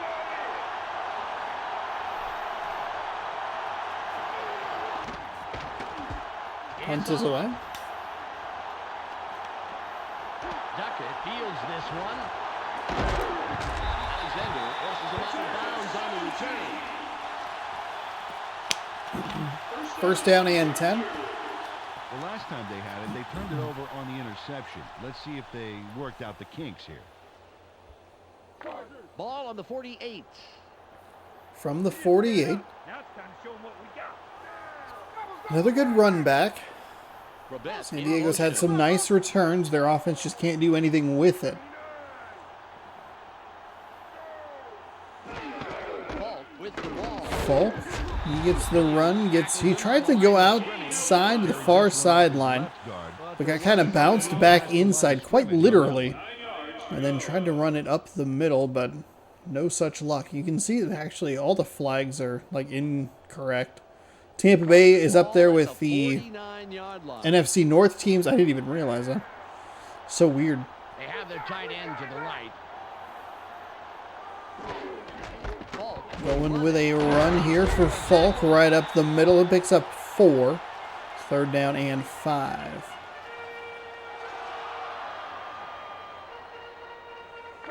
It's 3rd and 5.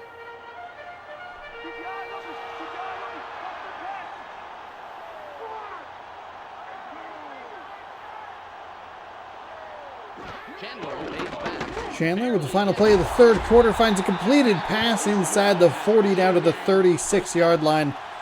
It's the And end that of the will 3rd quarter. put the Chargers on the edges of field goal range. It's anybody's game. 6-0. Wow, unbelievably balanced attack. I'm surprised it's that equal, 66-67. Only 17 yards on the ground for the San Diego Chargers.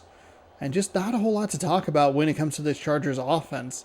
Ball on the You look at it and you go, the 32nd ranked passing offense. What could that possibly mean? And then you watch them play and you go, oh, Robet goes in motion. errant throws, and then even when they're on target, they're dropped. Gross. So 1st and 10 to start off quarter number 4. With the Falk carry. Off the left side. tries the left side of the line. He'll pick up His 2. first stop of the game. Got a few yards there off the first down carry. You can't That will get this underestimate the 4th value of quarter getting underway. positive yardage on Could be an first down. interesting 4th quarter. Could we see a touchdown for San Diego? They just get one good drive to get down the field and get in the end zone. See if the Jets would be able to respond. They've been in control of this game, but they have not put away this San Diego Chargers team. And those are the weird games that we see in sports, where you let that other team stick around a little too long. They get just enough rhythm, a little momentum, and bam. They get some, but All of a sudden, you're on the some work to wrong do on side. 3rd down before they can move those chains. 5 yards to go. 3rd down and 5. No panic from San Diego. 3rd and 5. Did a good job to hold the Jets to just field goals They're going with 2 tight ends. from the 31. Chandler drops back. Chandler drops back, throws, and it's, It'll be 4th down. I think, tipped maybe. Put his body directly in the path of the ball and force the incompletion. A little tricky sometimes to tell from our That angle, is but tough to do. It's hard to read a play it's and an incomplete react pass quickly enough to regardless. get It into stops the position clock with like that. 3:52 to go here in the 4th and a 4th and 5. It's going to result in a Martin Gramatica field goal try.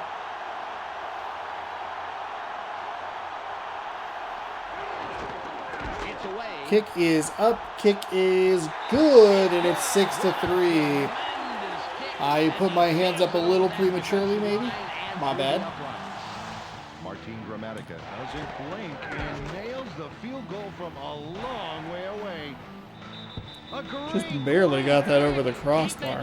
Holy moly. Your coach will start calling you sir. Keep making kicks like that and your coach will call you from the laundromat to see how you like your shirts done. The Chargers cut into I'm the sure lead, your and coach the will game call can you. Go anywhere from here. The score 6-3. It's not the most exciting game in the world here. Last couple have been just field goal affairs, one of them making a little more sense than the other as far as the weather is concerned. Now this one doesn't have the most high-powered teams competing against each other. A nice run back by, surprisingly, Sean Alexander. First down, Jets. They would definitely Jets like can to milk score this on this clock drive right down here. with some There's smart not enough clock time left management. for mistakes. Couple first downs, and they can walk out of here with a 6-3 victory. Got a long way to go, baby, and a lot of meat in front of you. Scores and standing updates after this one. There's what you're looking for from your big bruising back. A 6-yard gain, setting up second down and very manageable. Alexander played some aggressive offense there that paid off. Watch this. Boom! He just went for it. Well, that shoulder charge really made the play happen, and I don't see him punching through otherwise. Oh, yeah, sacrificing the body. You can't coach that.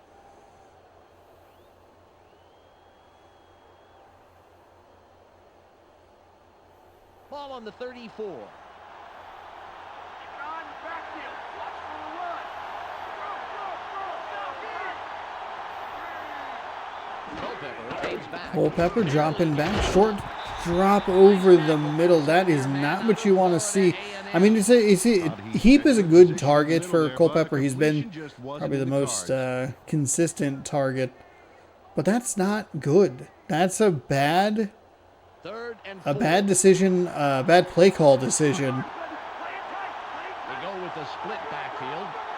Alexander just picked you up 6. You just need 4. Throw over the middle again. That time it's caught. Nice adjustment to the low throw. McWilliams comes up with a big grab. Johnny McWilliams. And a conversion for 1st and 10. Watch this. Oh, great catch. Yeah, and very, very tough to do in double coverage like that. Yeah, you got two guys flipping around. Who's going to cream you? Terrific job by the receiver.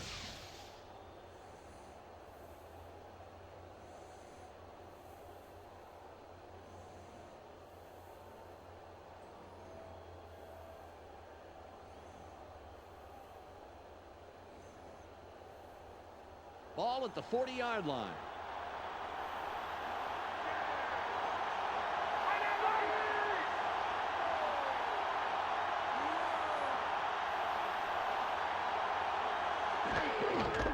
Culpepper hands off, but he's met.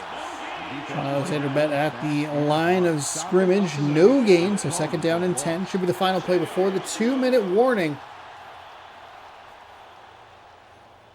We did at least see some touchdowns in the first game, which was good because we have had a game or a video of all field goals, which is pretty miserable, as you might expect.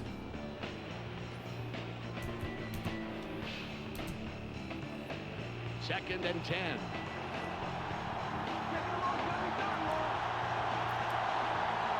They line up with an empty backfield. Culpepper aids back. Barely gets it off. 3rd and long coming up. Mel Mitchell played off the ball well, and it fell incomplete. Series started back in December of 2021. 3rd and 10. Huh.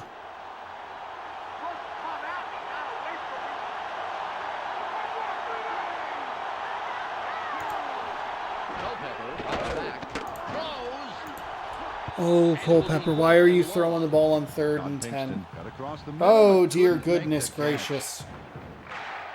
Force San Diego to use their timeouts. We have 1:54 to go here in quarter number 4. Field goal separates these two teams, and Lord help us if this game goes to overtime.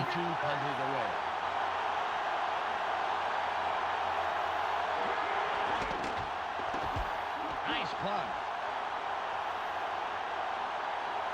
I'm inside the 20. It's a pretty nice run back to the 30 to the 34.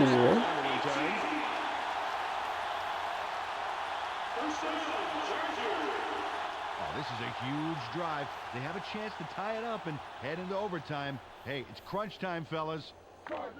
A minute and 44 on the game clock. I'm gonna pop that ball right out your arm.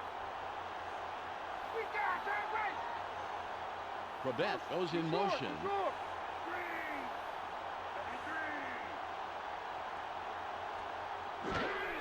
Chandler pitches to the outside. They get Falk involved. He'll pick up 3. That's number 2 on the day. Good news for the Chargers. They only need a field goal, so they probably need about 40 yards here on this drive. That picks up 3 as they huddle up with no urgency, which might benefit your old host here. 37. Keep your eyes open. Don't give him an inch.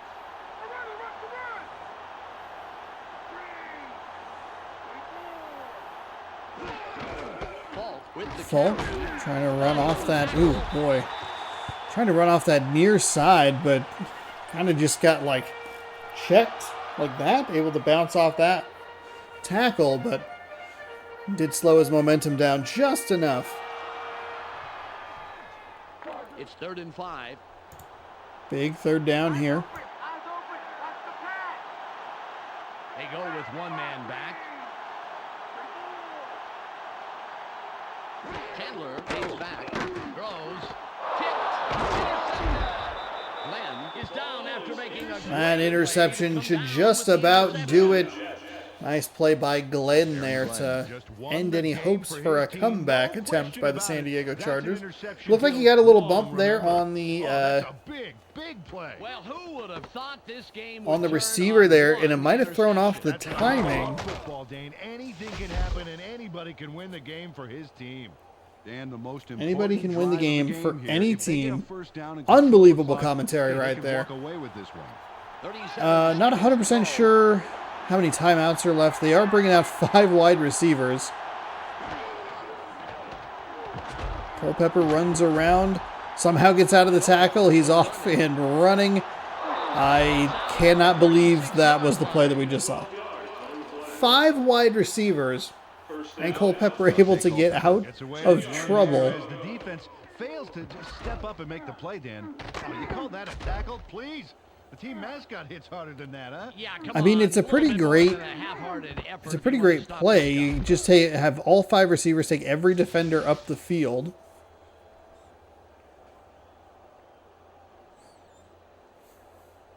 The clock shows 29 seconds left. The bad news is Culpepper took the ball out of bounds, and where have we seen this before? Literally the last game. So they're going to run the ball. It's going to be a solid gain of 8, and then we will see a timeout. Now, we should not see Sean a Alexander frickin' having none of that tackle. Check this knee out. taken by this team. They need 2 yards for the first down. Defender off like a coat on a That's hot all they need. summer They day. need 2 yards. I'm not sure which hurts worse, Peter, the defender or the defense's pride. I'd say a little of both on that play, Dan. They need 1 first down. That's all they need. 24 seconds on the game clock.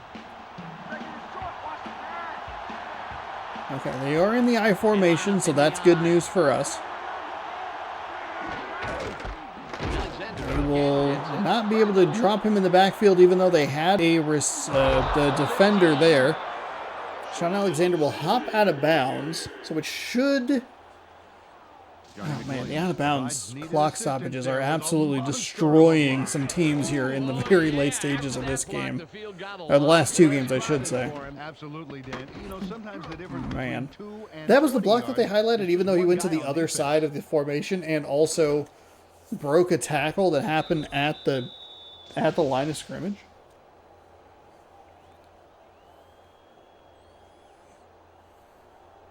Well, they're going to need more than a half-hearted arm tackle to put 19 him down. carries, 88 yards, and 37 yards after contact. He'll take a knee, and the clock will wind down.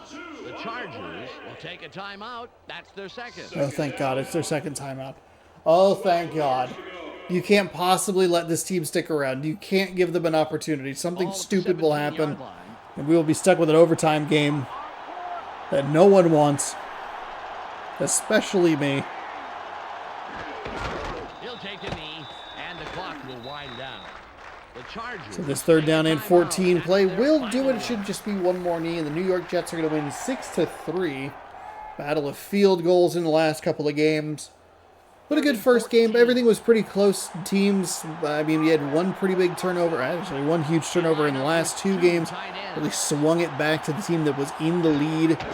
Just when you thought the opposing team, the opposition, would have an opportunity, they threw it away. Quite literally. There's the whistle, and that's the end of the game. 6-3 your final. Squeaker. 6-3. On behalf of Peter O'Keefe, Michelle Westfall, and myself, Dan Stevens, it was a real pleasure bringing you today's game. We'll see you next time for more NFL action on ESPN. Now, let's go to the post-game wrap-up. Thanks for joining us here on the ESPN postgame show. I'm Clark Dishman. The Jets come away with a close 3-point win over the Chargers. They now move to 4-4 on the year. The Jets clamped down defensively, to say the least. The stats showed just how much they put the hurt on the running back and just how key that was in the win today.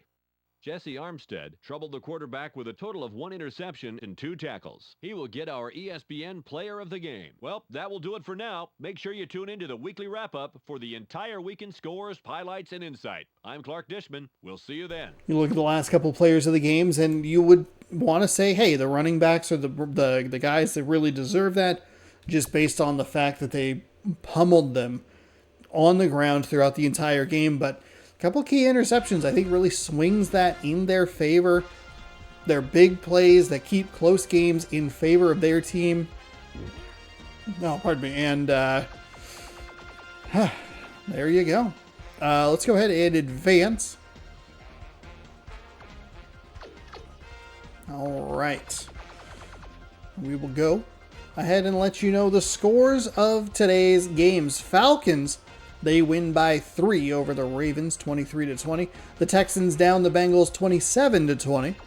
Cowboys fall to the Lions, 30-26. The Buccaneers fall to the Vikings, 23-16 in our first game of the day. The Bills, a good one in Buffalo. They beat the Patriots by 1, 24-23. That is great news for the New York Jets, who we just watched.